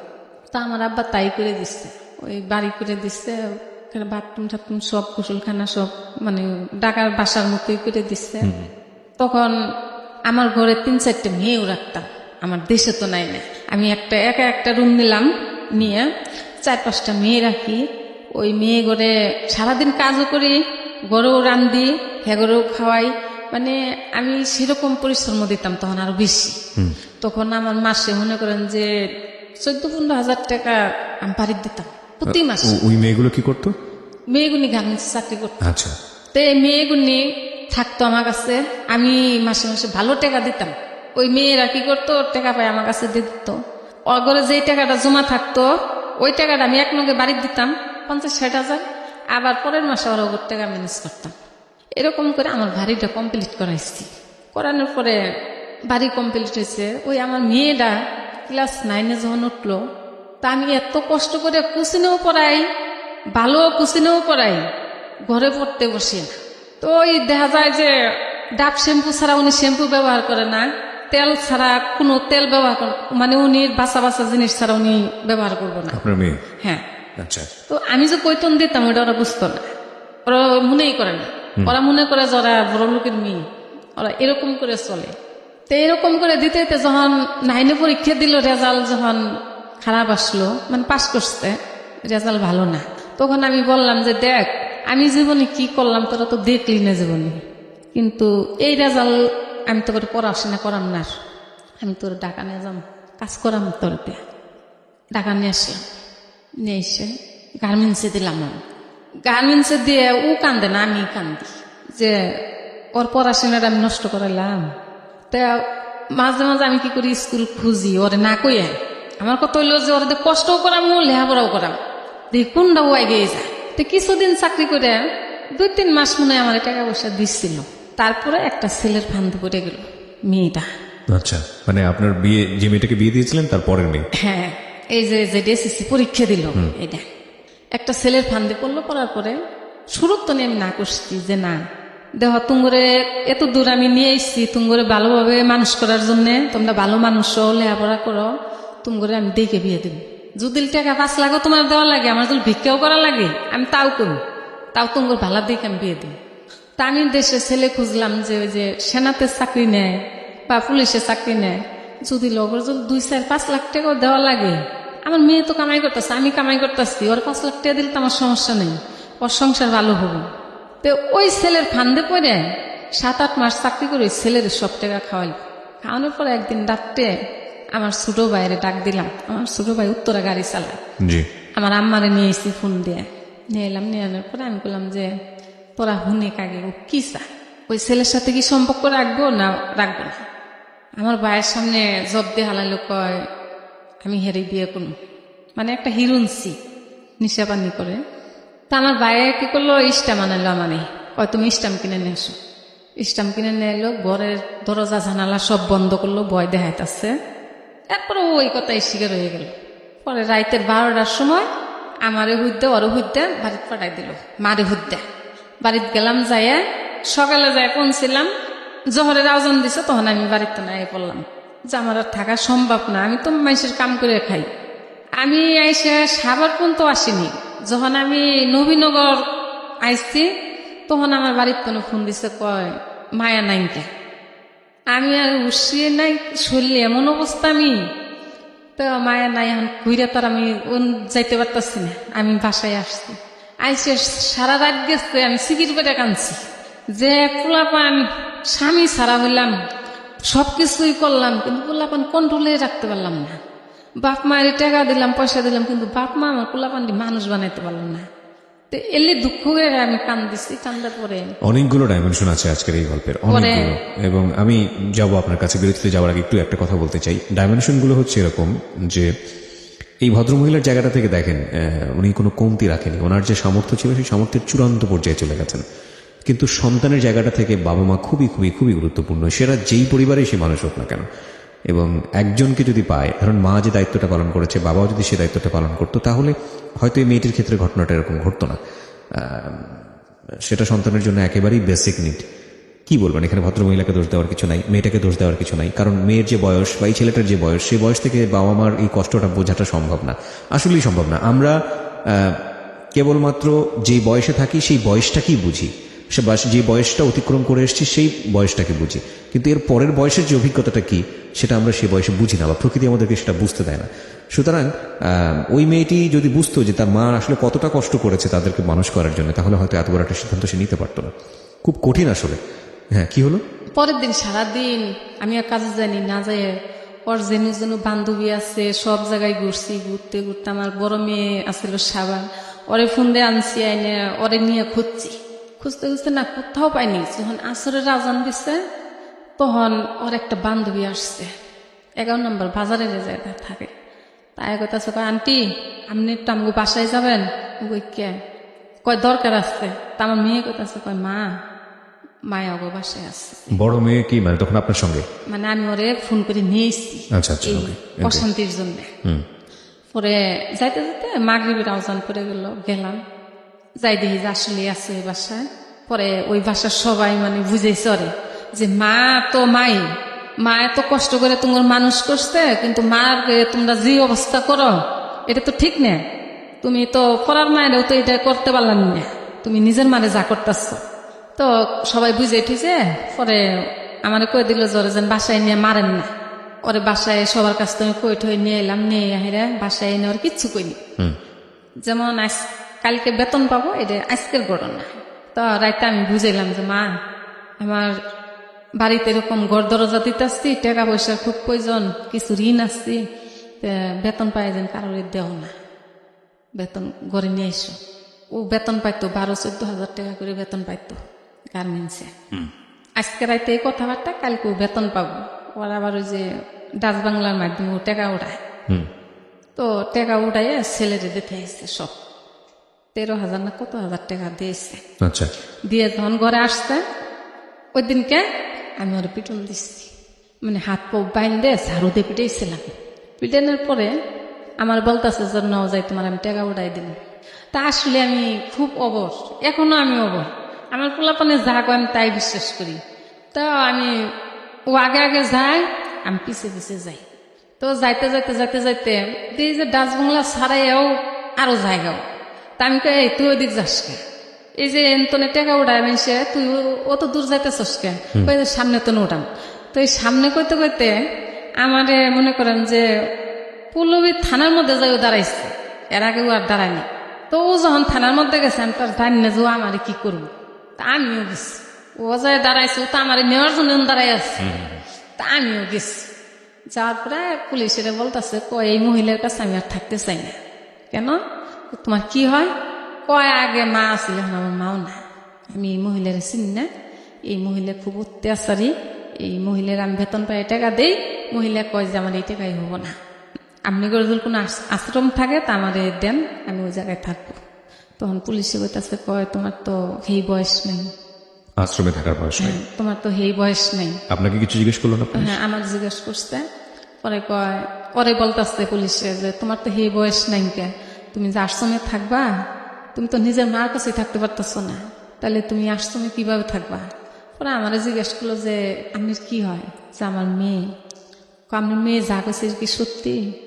আমি কই, সত্যি আর মিথ্যা আপনি যেটা করবেন আমি ওটাই মাইনে নিব, কারণ আমার করার কিছু নাই। তো এই ছেলের সাথে সম্পর্ক দেখে আমি মার দিচ্ছিলাম, এটা সঠিক। পরে আমার ওখানে আটকে রাখছে থানাতে আটকে রাখছে। পরে কয়, আপনার পরিচিত কে আছে তারে ফোন দেন, হ্যাঁ সামনে দিনে যাও। তা আমার আর পরিচিত এমন কেউ নাই। ওই যে মুন্না ভাইয়ের কথা বললাম, ওই মুন্না ভাই আমার পরিচিত, তাছাড়া আমার কোনো পরিচিত কোনো লোক নেই। জি। পরে মুন্না ভাইয়ের আমি ফোন দিচ্ছি, বললাম যে এরকম মায়া যে আমার থানার মধ্যে নিয়ে এসছে, তো পুলিশে যাওয়ার দিতেছে না, আপনি আহেন। পরে মুন্না ভাই আসলে পুলিশে ডেকে কয় যে আপনার লোক? যে হ্যাঁ। আপনি নিয়ে যান, আপনি যেটা বিচার করেন। পুলিশ বলছে এটা? হ্যাঁ। পরে নিয়ে আসলো মুন্না ভাই, আমার বাইকেরে নিয়ে আসার পরে আমারে বললো যে তুমি বাসায় যাও, আর মায়ারে এই হাতে করে হের বাসায় নিয়ে গেল। নিয়ে যাওয়ার পরে হের বউ আমারে পীরের মতো ভালো জানে, মুন্না ভাইয়ের বউ আমার অনেক ভালো জানে। পরে মুন্না ভাইয়ের বউ অনেক বুঝে দেখছে যে ওর সাথে পারা যাব না, মেয়েটার সঙ্গে, আপনার মেয়ের সঙ্গে। হ্যাঁ, ও যা কয় এটা মানে কোনোভাবেই মানে গ্রহণযোগ্য না, ওর কথা গুণনি। পরে মুন্না ভাই রাত্রে আমাকে বাসায় আসলো, আসে পরে কইল যে দেখ, তোমার ছেলে মেয়ে একটা মানুষ না, কারণ তোমারে জেলেও ঢুকাইতে পারে, তুমি ওদের কিছু কইও না, আর তুমি ওদের বাড়িতে পাঠাইতো। প্রত্যেকটা মানুষের জায়গাটা থেকে সিচুয়েশনকে ব্যাখ্যা করাটা তার মতো করে অ্যাফার্মেটিভ, তার মতো করে সত্য। যদি ওই মহিলা, যে মেয়েটার সম্পর্কে আজকে এই ভদ্র মহিলা বলছেন তার নিজের সন্তান, যদি ওই মেয়েটা এখানে থাকতো তাহলে হয়তো তার জায়গা থেকে অনেক কিছু বলার ছিল। কিন্তু আমাদের সামাজিকতার জায়গাটি থেকে মা তো মাই, মা সন্তানের কখনো অমঙ্গল চান না। এবং সেই মাকে যদি কেউ এরকমভাবে, উনি যেটা বলছেন সেটা যদি সত্যি হয়ে থাকে, যেহেতু আমাদের এটা ইনভেস্টিগেটিভ শো না, যদি কেউ থানায় নিয়ে যায় সন্তান হয়ে এবং পুলিশকে গিয়ে যদি এরকম স্টেটমেন্ট দেয়, এর চাইতে দুঃখজনক বিচার আপনি কি করবেন? এখানে বিচারের কিছু নাই, কিন্তু এর চেয়ে কষ্টকর এবং দুঃখজনক পরিস্থিতি আসলে কি হতে পারে? রাশেদ, তুমি কি এটা জানতে, তোমার মা যেটা আজকে বললো? হ্যাঁ, আমি জানতাম এটা। এটা কতদিন আগের ঘটনা? এটা তাও 1.5-2 বছর হবে। তো তুমি এই বিষয়টাকে কিভাবে দেখেছিল ওই সময়? তোমার মা যেটা বললো সেটা কি সত্য? হ্যাঁ সত্য, তোমার সঙ্গে তোমার ওই বোনের সম্পর্ক কেমন ছিল? ভালো ছিল। ভালো ছিল। তো তো কি মনে হয় যে যে কাজটা তোমার বোন করেছে সেটা কি আসলে ঠিক করেছে? জি না, একদমই ঠিক তো করেনি। তুমি কিছু বলেছিলে ওই সময় তোমার বোনকে? আমি তখন গ্রামের বাড়ি ছিলাম। তোমার বাড়িতে ছিল? হ্যাঁ। ওকে, আজকে এখানে আছেন আসমা এবং তার ছেলে রাশেদ। আমরা কথা না বাড়িয়ে তাদের কাছে আবার ফিরছি। জি, বললো আপনাকে যে ছেলে মেয়ে মানুষ না বা এরকম কিছু একটা। হ্যাঁ, পরে ওরে বাড়িতে পাঠাইলাম। আমার ছোট ভাই দায়িত্ব নিল যে তোমার আজকের তনে যা কিছু লাগবে সব আমি দিই। মানে আপনার ওই মেয়েটার? হ্যাঁ, আচ্ছা। তোমার মা দেখ বা না দেখ, আমি বলছি যে আমি তোমার কিছু দেবো না। পরে আমার ভাই বলছে যে তোর মাও কিছু না দিলেও আমি দিব, তোর যা লাগবে তুই আমার করবি। পরে ওরে এর আগে উন্মুক্ততে ভর্তি করাই দিছিলাম আমি। আচ্ছা, মানে এটা এই কথা, ঘটনার আগে? হ্যাঁ ঘটনার আগে। মানে যে পড়াশোনা করুক উন্মুক্ততে, পাশাপাশি সে কাজও করুক। আমি উন্মুক্ততে ভর্তি করাই দিছিলাম। আচ্ছা। তারপরে উন্মুক্ততে মানে 9 পরীক্ষা দিয়ে হাইরে 9 পরীক্ষা মানে ভর্তির পরেই এই ঘটনা। আচ্ছা। পরে বাড়িতে পাঠাই দিলাম, দেওয়ার পরে আমার ভাইয়ে ওরে সবকিছু মাইনে নিল যে তুমি আজকে তো না আমার কথা শুনবা, আমি তোমার মামা না, আমি তোমার বন্ধু। তোমার যখন যেটার প্রয়োজন পড়বো তুমি আমারে বলবা, তোমার মারে বলার দরকার নেই। তো কিছুদিন থাকলা হারে পরীক্ষা আসলো। জি। পরীক্ষার সময় আমার বোনের বাসার তো পরীক্ষা দিল। আমার ভাই খাওয়ার টাকা 2 মাস যে থেকে পরীক্ষা দিছে, খাওয়ার টাকা দিচ্ছে, তারপরে ফরেন ক্লাবের টাকা দিচ্ছে, আমি দিইনি। না দেওয়ার পরে আমার ভাই দিছে, দেওয়ার পরে আমার ভাই আবার কাপড় চোপড় কিনে দিচ্ছে, তেল সাবান দিচ্ছে। বউ তো হয়েছে পড়ার মেয়ে, তো বোনের মেয়েরা যদি এত কিছু দেয়, বউয়ের তো অবশ্যই খারাপ লাগার কথা। এমনকি যুগ হয়েছে খারাপ, তা বইয়ের সাথে একটু গন্ডগোল মনোমালিন্য হয়েছে বিষয়টা নিয়ে। আচ্ছা। ওই লাহারে বইয়ে আবার এমন একটা পেস লাগাই দিচ্ছে যে মায়া ফোনে কার সাথে কথা কইছে। তা আমার ভাই খুব রাগী মানুষ, হেনতনে ওর সাথে কথা কওয়া বন্ধ। যে আমি ওরে এত বুঝিলাম, এত কিছু করতেছি, করার পর ও আমার কথার অবাধ্যতা হইলো, তাহলে তো ও তো মানুষ হবো না। তা আমার ভাই তখন আমার পিছিয়ে গেল গা। যাওয়ার পর আমি বাড়িতে গেছি, আমার কথা আছে যে মা আমি তো সামনে আমার মেট্রিক পরীক্ষা, তো তুমি আমার নিয়ে যাও, আমি চাকরি করবো আর পড়াশোনা করবো, আচ্ছা। আমি আর এরকম করবো না। তা আমার বড় মেয়ে আমার না করলো, কয় না মা পরে নিয়ে যাও না, ও কিন্তু কালসাপ, ও কিন্তু তোমার কথা মানবো না। তা আমি ওরে নিয়ে আসলাম। নিয়ে আসার পরে গেছে বছর নিয়েছি বাড়ির, যখন 8 পরীক্ষা দিয়েছে, রাশেদকে? হ্যাঁ, তখন ওরা আইনে 9 আমি জার্মান টেকনিক্যালে ভর্তি করাইছি। ওরাও নিয়ে আসলাম যে আমি জীবনে এত কষ্ট করলাম, ওরা আমার মূল্য দেয় না, কি করি তাও দেখে না। কিন্তু ওরা যখন আমার কাছে নিয়ামু, ওরা যখন আমার দেখবো তখন ওর মধ্যে একটা মায়া বসবো। জি। তখন আমার সবাই না করছে, কয় ওর নেও না, ওর নিলে আরো সমস্যা হবো, কথা শুনবো না, ঢাকা শহর ভালো না। তা আমি কইছি যে না, আমার কাছে থাকলে কোনো সমস্যা হবো না। আমি আইনে জার্মান টেকনিক্যাল ওরা ভর্তি করাইলাম। করানোর পরে ওরে আমি ঘরে টিচার দিলাম, মায়ারে নিয়ে আসলাম।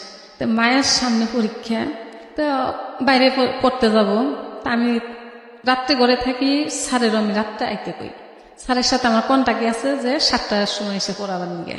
তখন আমি ঘরে থাকি, সারাদিন আমি ঘরে থাকি না। এখন আমি সারাদিন ঘরে থাকি না, ওই স্যার রাত্রি আসে। যখন মায়ারে দিলাম ওনার কাছে প্রাইভেটে, তখন স্যারে কি করে সকালে 8টা-9টা বাজে ঘরে ঢুকে 12টা 12:30 বাড়ায়, মানে আমি 1টা-1:30টার মধ্যে ঘরে আসি। আচ্ছা। আবার যাই আমি কামে, কিন্তু ওই টাইমটাতে আমি ঘরে আসে দেখে শুনে আবার আমি কাজে যাই। ওগুলো ওইটা উডিং করা শেষ, আমি কোন টাইম বাড়াই কোন টাইম ঘরে আসি, ওরা ওইটা মানে ওই টাইমটা মেনটেন করে। হ্যাঁ। তো স্যার যে সকালে আসে 4-5 ঘন্টা স্যার যে ঘরে থাকে এটা আমি জানি না। আমগর অন্তন একটা ছেলে, আজ 1 বছরের কথা, আমগর অন্তন একটা ছেলে সেনাতে ঢুকবো, আমাকে পাশেই থাকে। তো ওই ছেলের সাথে আমার ফোনে কথা হয়েছে, ছেলেরা আমার কথাবার্তা হইলে খুব ভালো লাগছে।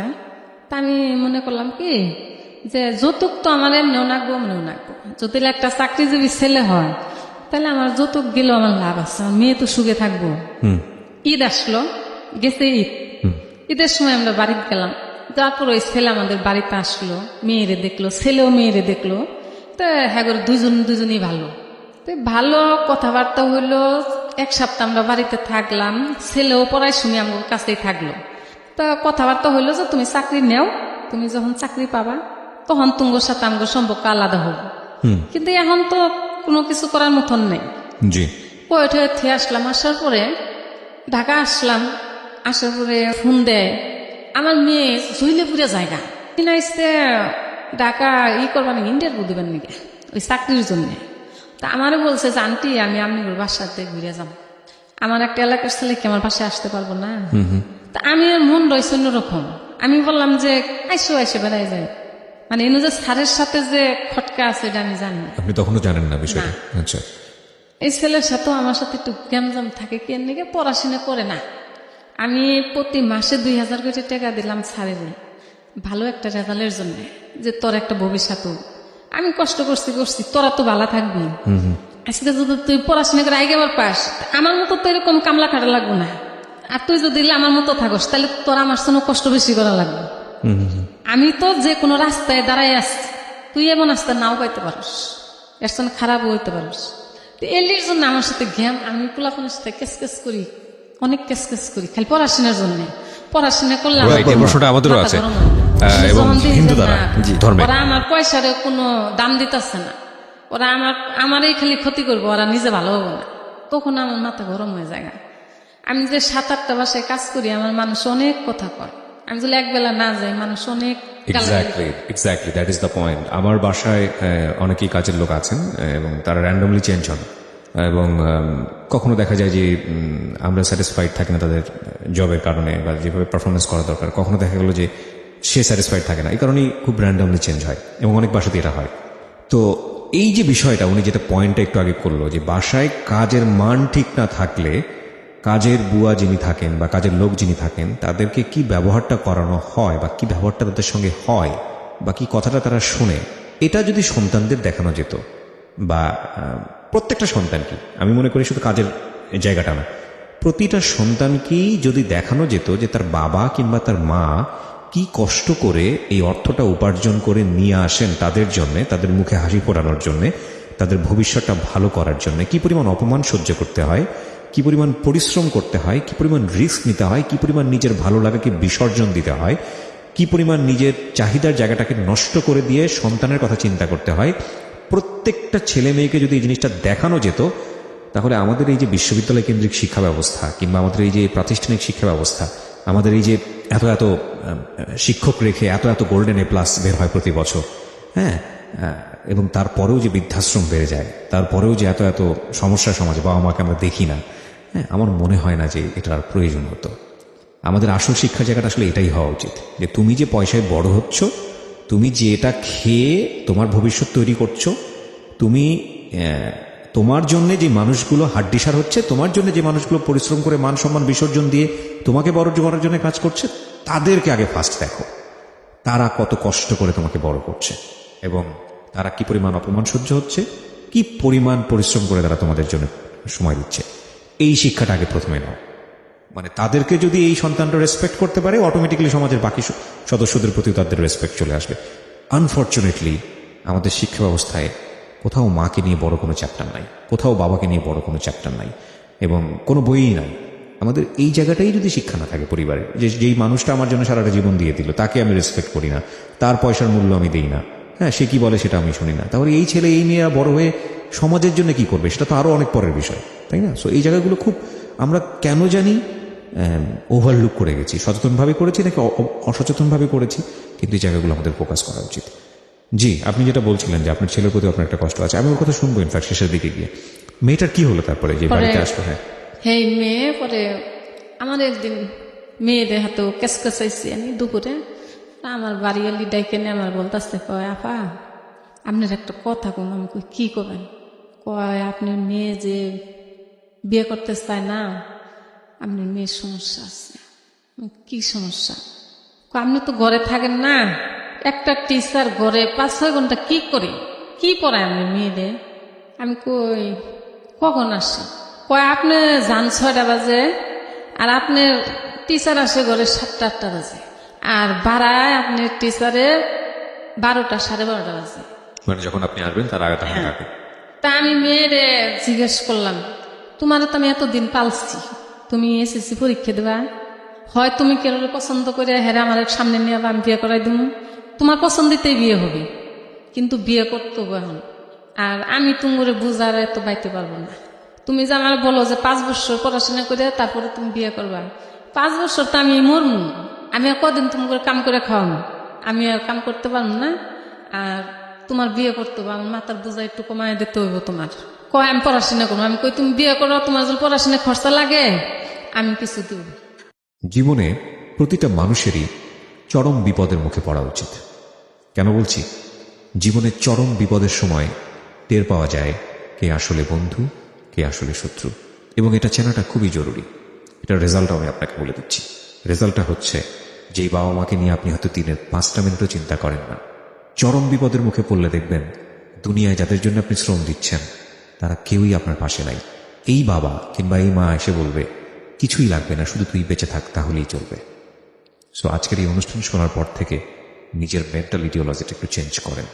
আজকে এখানে আসমা, তিনি তার জীবন গল্প বলছেন। তিনি মূলত একজন গৃহকর্মী, আর তার যে জীবন গল্প সেটা আপনারা যারা শুরু থেকে শুনছেন তা হয়তো বুঝতেই পারছেন যে আসলে শেষমেশ কোন দিকে গিয়ে দাঁড়াবে। আমরা যেটা বলতেছি আপনাদেরকে, এই অনুষ্ঠানটা ইউটিউবে আপলোড করি আমরা রেগুলার। সো আপনি যদি কোনো পর্ব মিস করে থাকেন বা পুরো অনুষ্ঠানগুলি আপনি শুনতে চান, এটা আজকে আমরা জানি কিছুদিন আগে আমরা 20তম পর্ব পার করলাম জীবন গল্পের। এই তো মনে হলো সেদিনই শুরু করেছি ঢাকা এফএম, এর মধ্যে 20টা পর্ব হয়ে গেছে। সো প্রত্যেকটা এপিসোড ওখানে দেওয়া আছে, আপনারা চাইলে আমাদের ইউটিউব থেকে ডাউনলোড করতে পারেন। জি, যেখানটায় ছিলাম আপনি বলছিলেন যে বিয়ে করতে হবে আপনার মেয়েকে, তারপর? পরে আমার মেয়েরে আমি এই কথায় চাপ দিলাম যে আমার পছন্দিত না, তোমার যে পছন্দিত আছে তুমি হেরেই নিয়ে হও, আমি তোমার বিয়ে করাই দিব।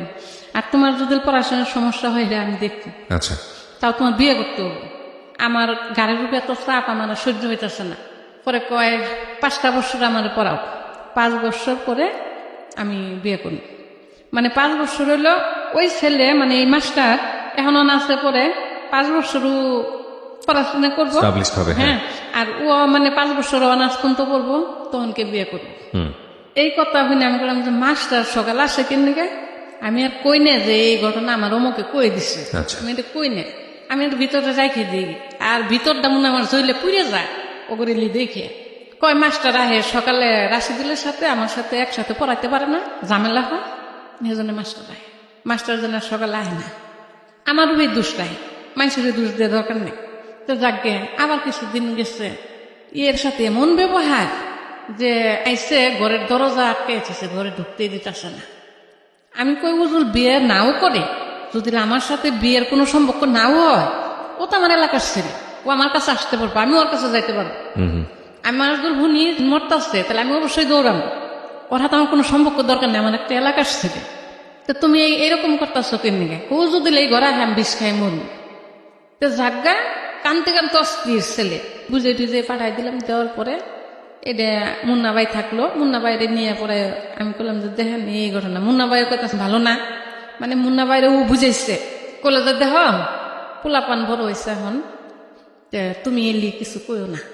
তা আমি আর মুন্নাবাইয়ের কাছে বলতে পারলাম না যে ওর সাথে মাস্টারের সাথে সম্পর্ক আছে। মানে এই জিনিসটা আমার মুখে আর আসলো না। আচ্ছা, নিজের মেয়ে তো হাজার হ্যাঁ, আমি এটা মানে ভিতরেই রেখে দিই। জি, ফুন্দে ফুন্দে কান্দে, পান্টি আপনাদের সাথে আমি একটা আত্মীয় করতে চাইছিলাম, আপনারা আমার ফালাই দিলেন। বাবা তুমি ধৈর্য ধরো, তুমি ই করো না, একবারে তুমি মনে করো না যে এটা বাদ গেছে গা, মানুষের মন ঘুরতেও পারে। আর যদি নাই ঘুরে তুমি আমার আন্টি ডাকছ, আমিও তোমার ছেলের মতোই দেখো, তুমি আবার যাবা, কোনো সমস্যা না। আলামিনের বুঝিয়ে দিলাম। দেওয়ার পরে এই যে আমি বারণ করলাম যে স্যার দিনই সকালে আসে না, কিন্তু স্যার আল্লাহর 30 দিনই সকালে আসে। আমি ওই টাইমটা ঘরে থাকতে পারি না, আমি 6টা বাজে যাই, আমি এক ফ্রি ওই কয়টা বাজে 12টা বাজে, দুপুর 12টায়। মানে তখন আমি এক বাসার তনে বাড়াইয়া আরেক বাসায় যাই, আচ্ছা, তখন আমি একটু বাসায় মাঝখানে আসতে নিজের পারি। বাসাটা খুঁজে দেখেন। এর আগে আমার বাড়ানোর কোনো কায়দা নেই, আমি সকাল 6টা বাজে ঢুকি, 12টা পর্যন্ত আমার কোনো কায়দা নেই, বাড়াইতে পারি না। একদিন আমি 10টা বাজে বাড়াই আসছি, বাসায় এসে দিয়ে যে স্যার ঘরে, আমার তো শরীরে কার উঠে গেছে যে মানুষে যে কয় মিথ্যা তো কয় না। তাই আমি আর স্যারের কিছু কইলাম না। স্যার যখন গেল তখন মেয়ের আমি কইলাম যে তোমার কয়দিন না করছিলাম যে স্যার যেন সকালে আসে না, স্যার তো সকালে ডেলি দিনে আসে, তাহলে যদি আমার যদি কেউ কয় এটা কি মিথ্যা হবো না সত্য হবো, তখন আর কথা বলে না, কয় আজকে তো নাড়াবো না, বালা পড়ায় তো এই জন্য তোমার সমস্যা হয়, আজকে তো নাড়াবো না। আচ্ছা আবার কিছুদিন যায় সারা হেই মানে ও আমার না করে আমি তাই মানি যে আসলে আহে না। তো বাড়িওয়ালা খালি মানে আমার মেয়ে দেখে আমি কিভাবে চলি, আমার চলন ফিরন দেখে উনি মায়া করে আমার উপরে। তখন বাড়িওয়ালি খালি চিন্তা করে যে একটা পোলাপান যদি ডাক দেয় তাহলে কি হবো, হয়তো ফিডিং খাবো, নয় বিয়ে শাদী হলে রাখবো না, তাহলে এই বেটির জীবনটা নষ্ট হবো। বাড়িওয়ালি আর কিছু করে না করে আরেকদিন আমার বলতেছে, কয় আপা আপনি যে কি কমু, আমি কই, কি কোন কয় আপনার মেয়ের পরিস্থিতি খুব খারাপ, কয় আপনার মেয়ে সার যে ঘরে আহে দরজাতে বয়ে থাকে, আমি আপনার ঘরে ভাড়া দিচ্ছি যে আমার সাথে একটু কথাবার্তা বলবো, আপনার মেয়েটার দেখে আমার পছন্দ হয়েছে, আমার সাথে একটু বয়ে থাকে আল্লাহ গল্প করব, কিন্তু সার যায় ঢুকে ও দরজা মাইরে বয়ে থাকে আর ভাড়ায় না। তাহলে এনার ভাঙ্গার কিছু আমার কওয়া লাগবো, যাক আমি বাসাটা ছেড়ে দিলাম। আমার এলি হুনতো না, আমার খুব খারাপ লাগে দেখে বাসাটা ছাড়লাম, ছাইরে হুনতো আর একটু সামনে আসলাম, আসার পরে আমি সেপারেট রুম নিলাম। আপনি টিচারকে বাদ দিচ্ছিলেন না কেন? না টিচারের বাদ দিমে যে আর পরীক্ষার সামনে, এই জন্য বাদ দিবার পাইতাছি না। এ তো ঘরে পড়তে বসেই না, ওই টিচারে যে জল্লা পড়ায় ওই জল্লাই, তাছাড়া ঘরে পড়তে বসে না। পড়ার কথা কইলেই মনে করুন উল্টা পাল্টা কথা কয় আমাদের। তা স্যারের বাদ দিম খালি ওর পরীক্ষার জন্য খালি ধৈর্য ধরে আসছি। রুম সাইডে দিলাম, দিয়ে এনো আইলাহারে মেয়েরে কইলাম যে দেহ মান সম্মান জিনিস কিনতে পাওয়া যায় না, এতদিন নয় বাড়িয়ালি আসলো তোমারে দেখছে বা কইছে, এখন কল কেউ নাই, কেউ কবো না, কেউ দেখবো না, তুমি নিজে নিজে আনছে বয়ে যায়। আমি কল স্যারের কল কিছু কইতে পারবো না, স্যার ওর সমান। আচ্ছা, আপনার ছেলের সমান, রাশেদের সমান। আচ্ছা, দুজন এক সমানই পরে দেহ স্যারের কিছু কইলে কিন্তু মান সম্মান করলে থাকবো না। স্যারের আমি কিছু কইতে চাই না, তুমি সাবধান কয়, তুমি এটা কথা কও, আমার কি স্যারের সাথে কোনো সম্পর্ক আছে? স্যার তো স্যারই, স্যারের সাথে আমি কি করুন কও? তাহলে দেখ মেয়ে আর মা তা কি বুঝবো এর মধ্যে। তো যাক একদিন আমি সব বিকেল 4টা বাজে কাজে বাড়াই, 7টা বাজে আমি ঘরে আসি। তো 4টা বাজে আমি কাজে গেছি, 5:30 বাজে আমি ওদিন আয় বসছি ম্যাডামের কই, মানে আমার যা কাজ আমি অতি তাড়াতাড়ি কাজ করে ম্যাডামের কইছি যে ম্যাডাম আমি বাসায় যাবো আজকে। তো বাসায় আসছি, আয় দিই স্যার আমার ঘরের মধ্যে এই আচারে ডিব্বে ডাব্বি ভাঙ্গে ঘরের মধ্যে একেবারে অনেক খিসখান্ড করে আলাইছে। তো স্যারও বাথরুমে, মায়াও বাথরুমে। তা আমি আর কিছু করি না, ঘরের ঢুইকেই দেখি ওই অবস্থা। আমি গর্তনে বাড়াই, আমার শৈল অস্থির হয়ে যাইতেছে। আমি গর্তনে বাড়াইয়া বাজারে গেছি যে স্যার বাইরে যাবো গা, তখন আমি ঘরে ঢুকলাম। বাজার তো অনেক ঘুরে এসে দেখি স্যার আসছে। আমি ঢুকলাম, স্যারে কয় আন্টি ই হয়েছে, মায়া তো অসুস্থ। আমি আর কোনে যাই বেটা, তুই কি ডাক্তার? এটা আমার মুখ হারাইতেছে না, ওর সাথে আমার কোনো কথাই বলতে মন চায় না। ওরা আমি ছেলের জায়গা দিচ্ছি, আমি যত রান দিই আমি ওরে খাওয়ান দিই, 2 বেলায় খাওয়ান দিই। ও যা আসে আমি প্রত্যেকদিন ওরে নাস্তা দিই, আমি নিজে না খেলে ওরে নাস্তা দিই, যে ও ছাত্র মানুষ কষ্ট করে পড়াশোনা করে। ওই তো আমার মর্যাদাটা রাখলো না, আমার ওর সাথে কথা কইতে ঘৃণা করে। স্যার বাড়া একে লগা যাওয়ার পরে আমি ওরা জিজ্ঞেস করলাম যে স্যার এখন কে নিয়ে আসছিল? কয় মোবাইল নিতে আসছিল। আমি কই ঘরের মধ্যে এই অবস্থাকে? কয় বলে ঘরের মধ্যে আমার আত্মনে পড়ে গেছিল গা, আচারের ডিব্বে পড়ে গেছে। আমি কই তোমার না করছিলাম যে স্যার জানি ঘরে আহে না, 7টা বাজে যাবো। কয় স্যার আইসে তাই কি আসছে, মোবাইল নিতে আসছে। আমি আর সহ্য করতে পারতাছি না, আমি বড় মেয়েরে ফোন দিলাম, মলি তুই মিরপুর আয় তো একটু। তখন আমার মেয়ের সাবার থাকে। কয় কে কি হয়েছে?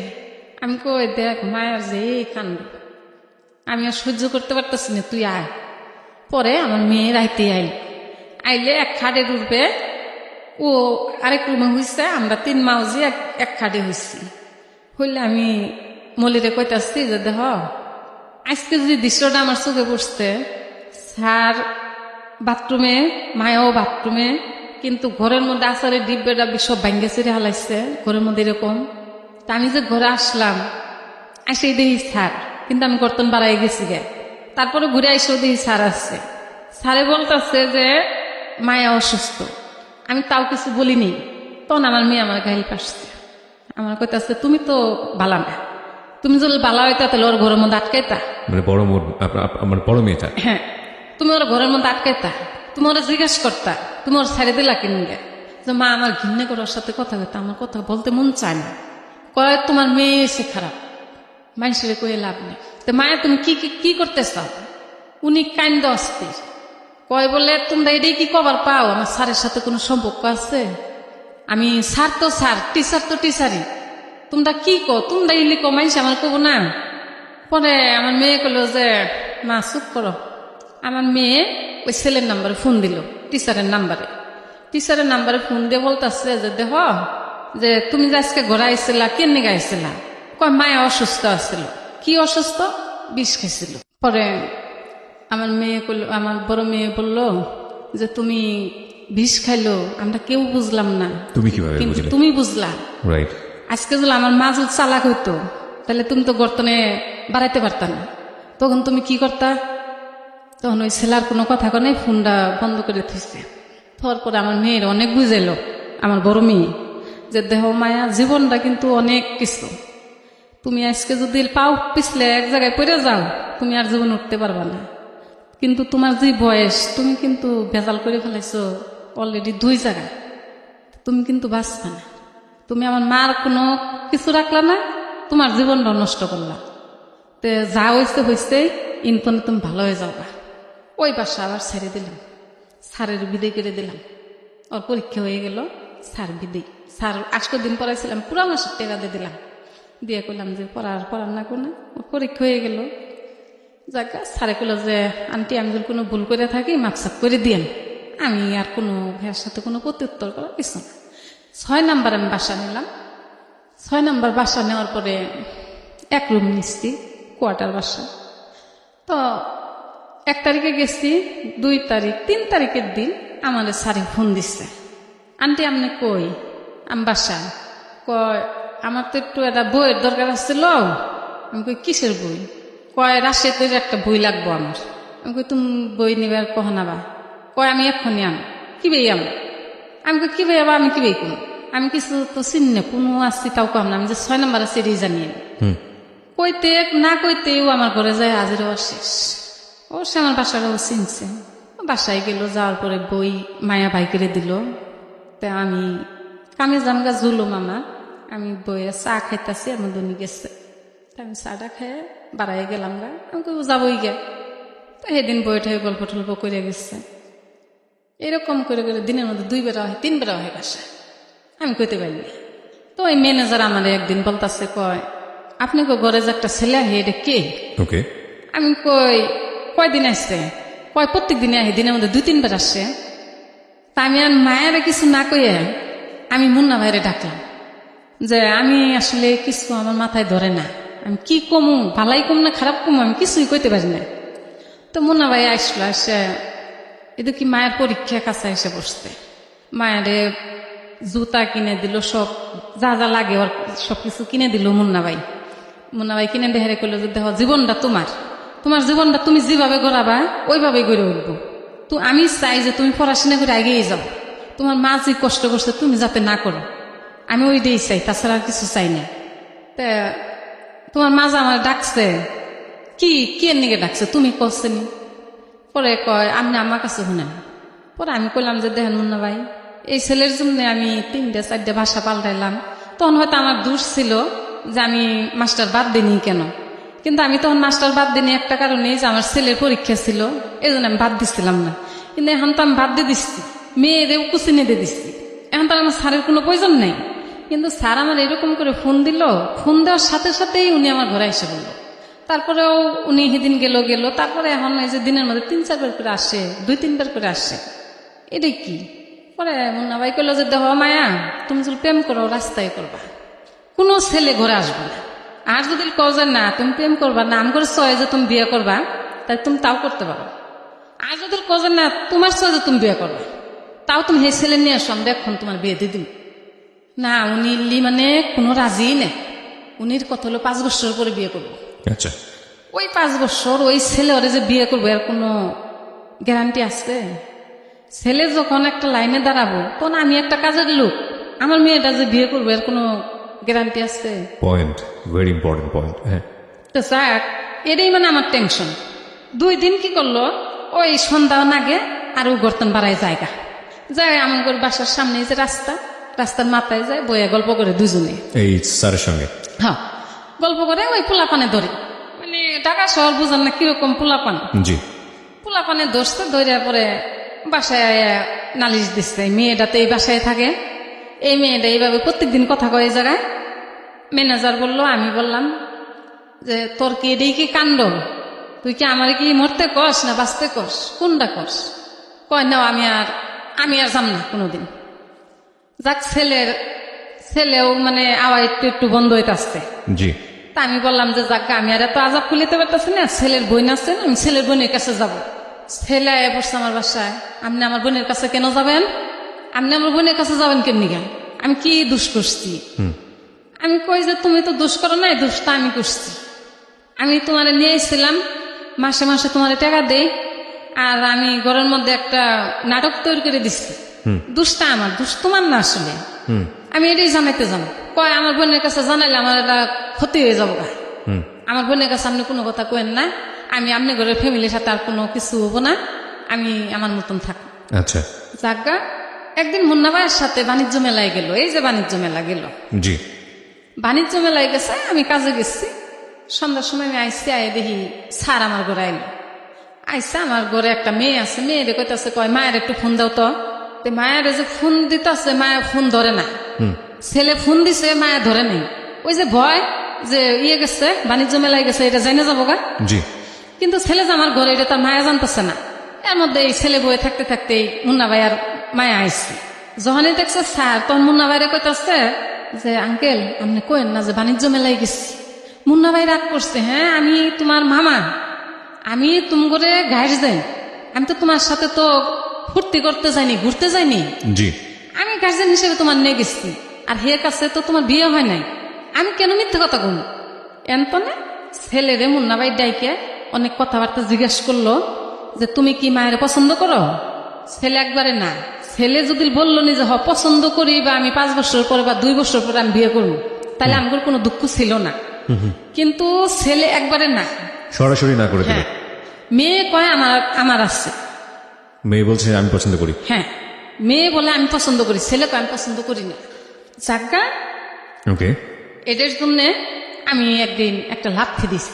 লাথি দেওয়ার পরে আমার কয় কি, কয় তুই আগে সামালো, তুই খারাপ, তুই আগে ভালো, তারপরে আমার কর, তুই আগে নিজের সামাল কর, তারপরে তুই মানুষের কর। ছি ছি ছি ছি ছি। আমি একটা বুঝতে পেরেছি, খুব কষ্ট পেয়েছেন আপনি, যে কারণে হয়তো আপনি কথাগুলো সরাসরি বলছেন। আপনার ছেলেও পাশে বসে আছে, আমি বুঝতে পারছি যে সিচুয়েশনটা আসলে খুব খারাপ ছিল। তবে আমি আপনাকে রিকোয়েস্ট করবো যে বিষয়টা আমরা বুঝে নিয়েছি, আপনি এই স্ল্যাং ল্যাঙ্গুয়েজগুলো যেগুলো আপনার সাথে ইউজ হয়েছে সেগুলো আপনি না বলেন, অন্য কিছু বলেন। তারপর পরে আপনাকে গালিগালাজ করলো। হ্যাঁ, পরে আমার ঘরে তো গেল গা, যাওয়ার পরে 1 সপ্তাহ আমগর কেউ ফোনই ধরে না। ওর সাথে আবার ভালো সম্পর্ক, ওর ফোন দিলে ওর বলে মুখামুখি গালাগালি করে। মুন্না ভাই ফোন দেয়, ধরে না। তারপরে আমার মেয়ে ফোন দেয়, ধরে না। তা আমি একদিন ছেলের বাসায় গেলাম, আমি যাই বললাম যে দেখ একটা সে না মেয়ে, ও কোথায় আছে তুমি অবশ্যই জানো, জি তুমি ওরে কইলে ও বাসায় আসবে। আমি চাই যে ও বাসায় আসুক, আমি কোনো গন্ডগোল করতে চাই না। ও যদি ফাঁকে থাকে, যদি মরে যায়, তাও তুমি বাঁচবা না। আর যদি ও যদি বাইসে থাকে, যদি ফাঁকে থাকে, তাও তুমি বাঁচবা না। কারণ আমার তো গ্যারান্টি আর কেউ দিতে পারবো না। আমি তুমি করে যা দেখছি, ছেলে অনেক গরম হয়েছে, আমি সরে আসছি। আসার পর ওনার বোনের কাছে গেছি, জি যেহেতু আমার মেয়েটা ঘরে নাই। জি ওনার বোনের যাই আমি বললাম যে দেখেন এই ঘটনা। ওনার বোনে করলো যে আপনি ছেলের বাসায় আবার যান, আপনি ছেলের যাই চাপ দেন। আমি আবার ছেলের বাসায় গেলাম, যাই করলাম যে দেখো তুমি এখনো কোনো ব্যবস্থা নিলা না, তুমি দেখছো যে আমি চুপ করে আসছি, পরিণাম আকুল ভালো হবো না। হয় ওর আজকের দিনে তুমি বাই করবা, আর না হয় আমি ব্যবস্থা করবো। মানে কি ওকে লুকিয়ে রেখেছে বা খুশি করেছে? মানে ও যেন আছে ও জানে, ছেলেটা জানে, কিন্তু আপনার কাছে নাই, তাই তো? না। ওকে। পরে 15 দিন পরে আমার মেয়ে, মানে আজকে যেমন এই কথাটা বলে আইলাম ছেলেরে, এই ছেলে ওর সাথে কন্ট্যাক্ট করছে, কইরে আমার মেয়ে ফোন দিচ্ছে, ফোন ধরলো তুই কোথায়? কয় আমি ফার্ম গে। কি করতেছ? চাকরি করি। যে তুই বাসাত কি আবি না? কয় বাসাত যামু, এই কতদিন করে ফোনই ধরে নেই। কয় বাসাত যামু, তাহলে বাসায় আহে, কয় টাকা লাগবে? কত টাকা? কয় 2000 টাকা লাগবে। আমি খাইছি থাকছি, 1000 টাকা দিতে হবো। আমার মেয়ে 2000 টাকা পাঠাইলো, পাঠাইয়া ও আসলো। আসার পরে এই ছেলে আমারে কি করলো, ও যে সকালে আইলো, রাত্রে আমার মেয়ের আর আমার হুদ্দে ডাইকে নিয়ে গেল বোনের বাসায়। বোনের বাসায় নিয়ে যায়, মানে এত যাবৎ যা করছে সব মিথ্যা, জি। মিথ্যা প্রমাণ করলো। করার পরে আমার মেয়েরে, আমার বড় মেয়ে ফোন দিল যে স্যার যে এলি কথা কইছে এটা কি সত্যি? কয় না। কয় যে তোমার সাথে যে যে এটা হয়েছিল এটা তুমি শুনছো, এটা কি সত্যি? না, মানে সব না। মেয়ে সব না করলো। পরে আমার মেয়ে বড় কইলো যে দেখো মা, তুমি এখন ওই ছেলের পায়ে ধরে মাপ নাও, তুমি ভুল করছো। পরে আমি অন্তনে ছেলের পায়ে ধরে উঠে আসছি। আসার পরে আমি ওই মেয়েরে বললাম যে তুমি যেন মন চা তুমি চলে যেতে পারো, আমি আর তোমার রাখবো না। তুমি কি করবো এটা তোমার ব্যাপার, এটা আমার ব্যাপার না। পরে আমার বড় মেয়ে গাড়ি ভাড়া টাকা দিচ্ছে, পরে বাড়ি চলে গেছে। এখন আমি মেয়ে যা করতে করতে, এখন আমি এই পোলার জন্য বলি যে আমি যত কষ্ট করতেছি জীবনে, আমি শুধু অগরের জন্যই করছি, আমার নিজের সুখ চাইনি। এখন আমি চাই যে আমার ছেলেটা ভালো করে লেখাপড়া করুক, ভালোভাবে মানুষ হোক, আমার না দেখুক, আমার দেখার কোনো প্রয়োজন নেই। ওরা ভালো হোক, আমার কথা জন্য এসে কয় যে ওই বেটি কষ্ট করছিল, ওর একটা পোলা মানুষ করছে। আমি এইটুকু চাই, আর কিছু চাই না। এই ছেলেও ওই মেয়ের কথা শুনে আমার ধাক্কা দিচ্ছে, একদিন আমার মারবার গেছে, বুঝছেন? তা আমি এটাই চাই যে দেখেন, আমি জীবনে যা কষ্ট করে আইছি, আমি সব কিছু ভুল করছি, কিন্তু আমার মতন জানি কোনো মা ভুল করে না। যদি কোনো মা সরে আসে, পোলাপান জানি নাক থেকে থুয়ে আসে, কেউ জানি পোলাপান নিয়ে আসে না। আপনি বললেন তো, তারপরও মারা কেন জানি পারে না, এবং মাকে আল্লাহ পারতে দেয় না। কারণ মা যদি সন্তানের কাছ থেকে সরে যায়, তাহলে এই পৃথিবীতে আমি জানি না, মানে নৈরাজ্য যেটা বলে সেটার এক্সট্রিম রূপ হয়তো মানুষ দেখবে, হয়তো কিয়ামতের সন্নিকটে হয়তো এরকমই হবে। কিন্তু একটা কথা আপনি রাশেদকে নিয়ে একটু আগে বললেন যে আপনাকে গায়ে হাত তুলতে গেছে বা এরকম কোনো কিছু, কি হয়েছিল, ঘটনাটা কি ছিল? ঘটনা মানে ওই যে পড়তে বসে না, আচ্ছা, পড়তে বসে না, দুজনের হাতে ক্যাচ ক্যাচ করি।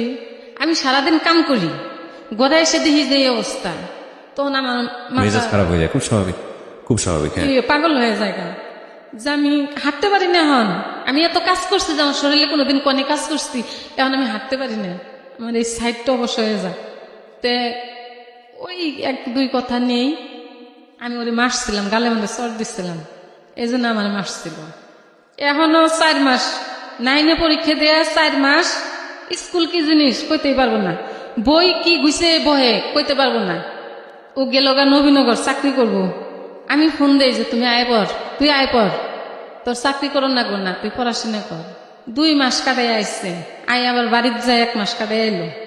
তারপরে যা আইসে, তুই পড়তে বহস না, পড়তে বহস না, মানে পড়লে আমার মন শান্তি। উজুল পড়তে বহে মনে হয় যে আমার জীবনটা ওরে দিদিন, আমার এমন নাকি সময় সময় যে ওর কাছে তার কিছু চাই না। আমি সেদিন ওরা বুঝাইছি যে দেখ বাবা, আমি কি তোরে কোনোদিন কইছি যে তুই কেরোর একটা টেহা চুরি করে না আমার দে, বা কোনোদিন কইছি যে কেরোর একটা জিনিস চুরি করে না আমার দে? তোরা কেরে আমার সাথে এরকম করস? তোর সাথে তো আমি কেসতে চাই শুধু একটা কারণে, তোর স্বার্থের জন্য, যে তোরা মানুষ হ, এই জন্য। এই যে এখনো কুচিনে ভর্তি করাই দিচ্ছি, কুচিন তনে যে আহে, আয়ের রাইতে কি করে আধা ঘন্টা পড়লে কি ওর পড়া হবো? ক্লাস 10-এর একটা ছাত্র 4 মাস পড়ে নাই, সামনে পরীক্ষায় বসছে, আধা ঘন্টা সময় পড়লে পড়া হবো? ওই আধা ঘন্টার সময় কি করে প্র্যাকটিক্যাল করে, প্র্যাকটিক্যাল করে কি তোর পড়াশোনা হবো? প্র্যাকটিক্যাল মানুষ কখন করে? আমি মূর্খ থেকে বুঝি না। তোর পড়াশোনা শেষ করে হাইরে তারপরে ওটা করবি, ওটা তোর বাড়তি কাজ। তাই থেকে কি করে পড়তে বয়ে ওইটা বুঝতে এই লিজুল করতে যাই, তাহলে আমি মাও ভালো না, বুঝছেন? এরপরে আমার একটা দোষ আছে, আমি একটু বললে দিই। নিশ্চয়ই নিশ্চয়ই বলেন। আমি একটা লোকের সাথে সম্পর্ক করছিলাম, যখন আমার স্বামী বিয়ে করলো, এই কথাটা দূরে চলে গেছে, আবার আমি কাছে নিয়ে ছোট করে বলেন, হ্যাঁ সমস্যা নাই। তখন আমি যখন মেসে কাজ করতাম, তখন মানুষ আমার নিয়ে একটা খারাপ মন্তব্য করত। মানে আমার শরীর ভালো ছিল তখন, দেখতাম তো আমি খুব সুন্দরী ছিলাম। তা আমি চাইছিলাম যে আমার একটা লোক খালি মাথার ছায়া দিয়ে রাখতো, আমি কামাই করে আমার পোলাপন আমি চলবো, কিন্তু আমার মাথার একটা ছায়া থাকতো খালি। আচ্ছা, তা আমি একটা লোকের সাথে জড়াইয়া যেতাম।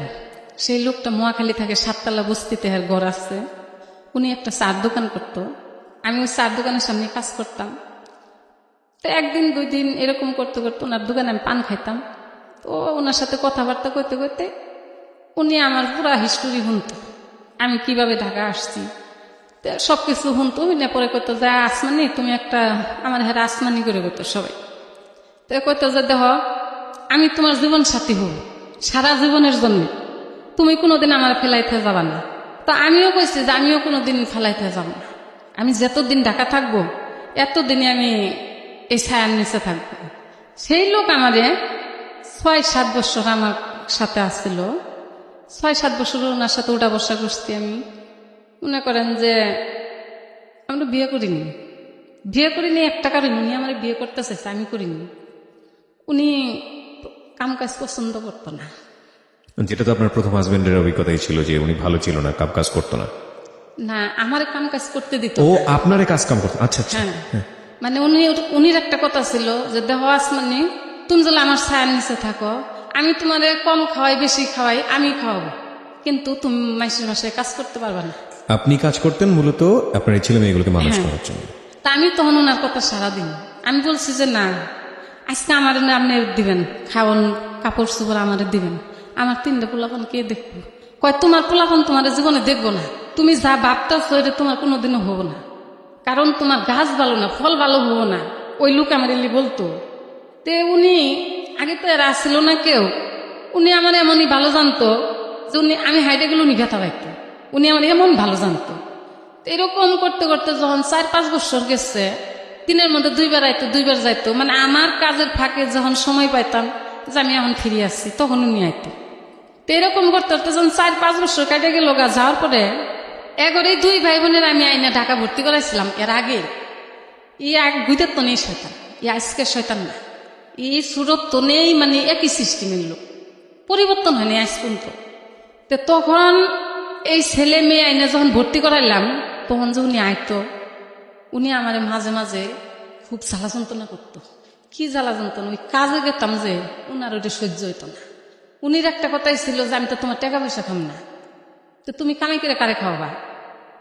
তুমি সুখ চাও আমিও সুখ চাই, তুমি বাইরে যাইতে পারবা না, কামে তোমার যাওয়া যাব না, তোমার পোলাপান আগে ছোট আছিল বড় হচ্ছে, তোমার আর এলি করো না। কিন্তু আমি এটা মাইনে নিতে পারিনি কোনোদিন, এবং সে পর্যায়ে আপনার সম্পর্কটা নষ্ট হয়ে গেছে। হ্যাঁ। আমি গল্পের একটা শেষের দিকে চলে আসতে চাই এবং আপনি নিজেও শেষের দিকে চলে আসছেন। গল্পের শেষটা হচ্ছে রাশেদকে নিয়ে। রাশেদ, তুমি তো আজকে পুরো গল্পটা শুনলা তোমার মায়ের কাছ থেকে, তোমার কি বলার আছে? মানে তুমি শোনার পরে তোমার অনুভূতিটা কি? তুমি তো এখন অনেক বড়, 17 বছর বয়স, 18 বছর বয়স। তোমার মা যেগুলো বলেছে সেগুলো নিয়ে যদি তোমার কিছু বলার থাকে, তোমার যদি মনে হয় যে না মা যেটা বলেছে সেটা ঠিক বলে নাই, আমার সাথে ঠিক মতো আচরণ করে না, তুমি সেটা বলতে পারো, কোনো সমস্যা নেই। তোমারও বলার রাইট আছে, কারণ তোমার জায়গা থেকে তুমিও অনেক কিছু চাও, হয়তো বা সেটা তুমি ঠিক মতো পাও না। কিছু কি বলতে চাও? আমার এমনি কিছু বলার কিছু নাই, কিন্তু আমার কথা হইল পড়লেও আমার মা একটু বলে যে পড়ে না। মানে আমি প্রতিদিন কোচিং এ যাই, কোচিং থেকে আসার পরে তোমার রেজাল্ট কি? আমার রেজাল্ট হ্যাঁ, কোন ক্লাসে পড়ো তুমি? Class 9 class 10। তোমার রেজাল্ট কি? ক্লাসে কত নম্বর পজিশন তোমার? রোল 1। 1 নম্বর রুলোর? মিথ্যা কথা কেন বলতেছো? সত্যি কথা বলছি। 1 নম্বর রুল তোমার? জি। আপনি বলেন। আপনি চাইলে আমার স্কুলে টেকনিক্যালে যখন ভর্তি করাইছি না, হ্যাঁ। ভর্তি রুল হয়েছে ভর্তি রোল 1, ভর্তি রোল 1 দিয়ে আমি কি করবো? এখন ক্লাস 10 এর রোল। এখন ক্লাস 10 কোন কত তো মানে কোন পরীক্ষার সেমিস্টার তো সিস্টেম তোমাদের, নাকি সেমিস্টার সিস্টেম না সাময়িক সিস্টেম, কোনটা? ক্লাস 10 কয় মাস গেছে তোমাদের? আমার ক্লাস 10 4 মাস। পরীক্ষা হয়েছে এর মধ্যে? জি না, পরীক্ষা হয়নি। এখন পর্যন্ত পরীক্ষা হয়নি। তো ভর্তি রোল তোমার 1, ভর্তি রোল 1 তো কোনো ফ্যাক্ট না। তোমার স্টুডেন্ট কতজন টোটাল? 41 জন। 41 জনের মধ্যে তোমার অবস্থান কত? পড়াশোনার কিরকম মান কিরকম? তুমি কি টেকনিক্যালে পড়তেছো? জার্মান টেকনিক্যালে? তো ওখানে পড়ে কি হবে, মানে শেষ পর্যন্ত কি হওয়া যায়? না, এখানে আমি ওয়েল্ডিং ট্রেড নিয়ে পড়তেছি, ওয়েল্ডিং এর উপর ভিত্তি করে। আচ্ছা, তো এটার ভবিষ্যৎ কি? মানে এখানে এসএসসির পরে 6 মাস কোর্স করা যায়, আবার ডিপ্লোমা করা যায়।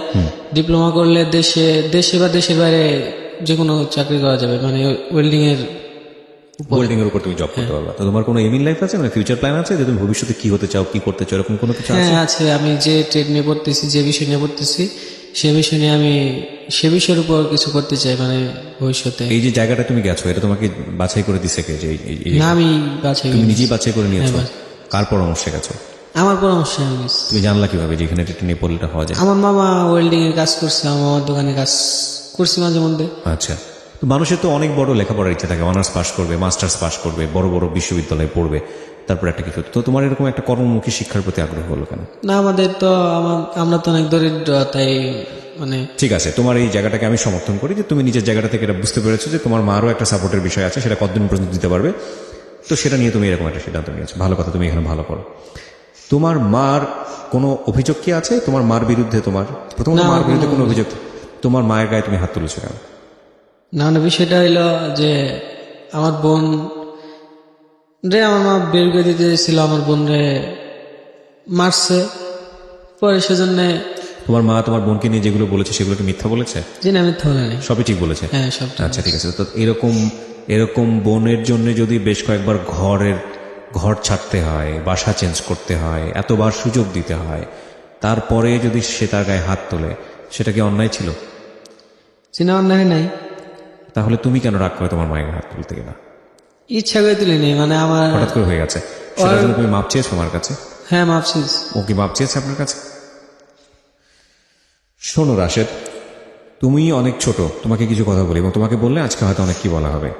তোমার ডাবল বয়স আমার। হ্যাঁ, আমার বাবা সরকারি চাকরি করতো।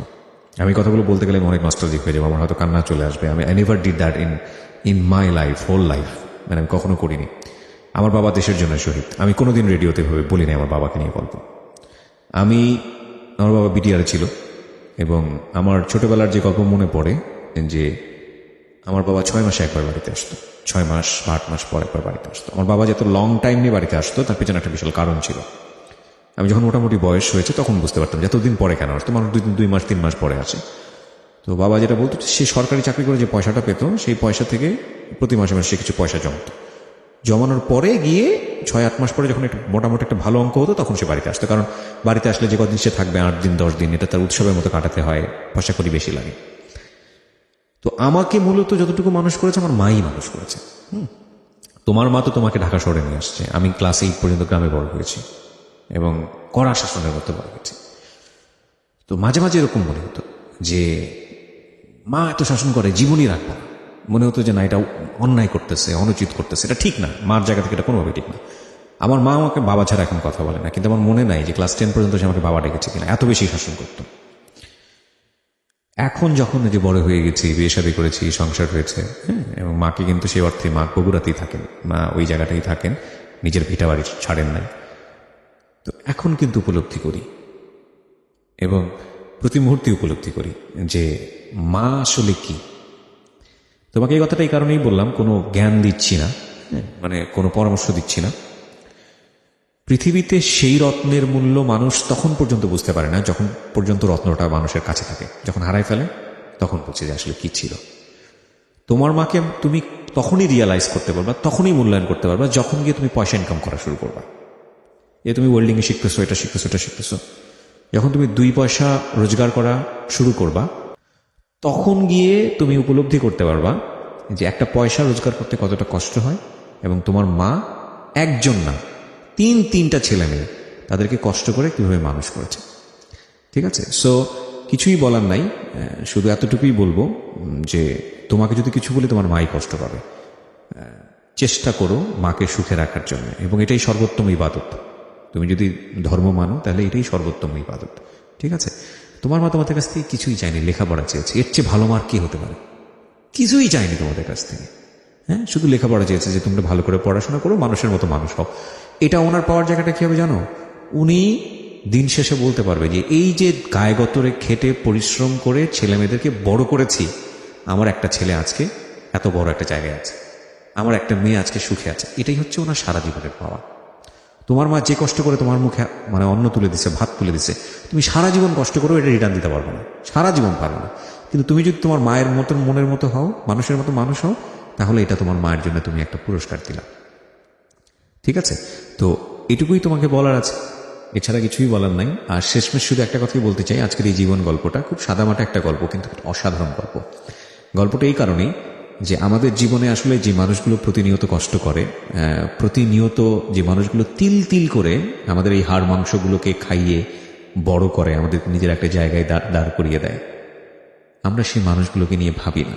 এবং সেই মানুষগুলোর জায়গায় যদি সবচেয়ে মানে একদম প্রথম যে মানুষটাকে ভাবা উচিত সে হচ্ছে মা, তারপরে বাবা, সেই মানুষগুলোকে ভাবি না। এই বাবা মারা আমাদের কাছ থেকে কিচ্ছু চায় না, বিলিভ করেন, শুধু চাই আমরা যেন ভালো থাকি এবং তাদেরকে সেই সম্মানটুকু যেন আমরা দিই। আজকে যেই গৃহকর্মী আমাদের এখানে এসে নিজের জীবন গল্পটা বলে গেলেন, প্রত্যেকটি মাকে আমরা আমাদের এই অনুষ্ঠান থেকে শ্রদ্ধা জানাই, রেসপেক্ট জানাই, ভালোবাসা জানাই। আপনারা যাই কিছু করেন না কেন, যেটাই করেন না কেন, নিজের মাকে সুখী রাখেন এবং সেটার জন্য কারি টাকার প্রয়োজন হয় না।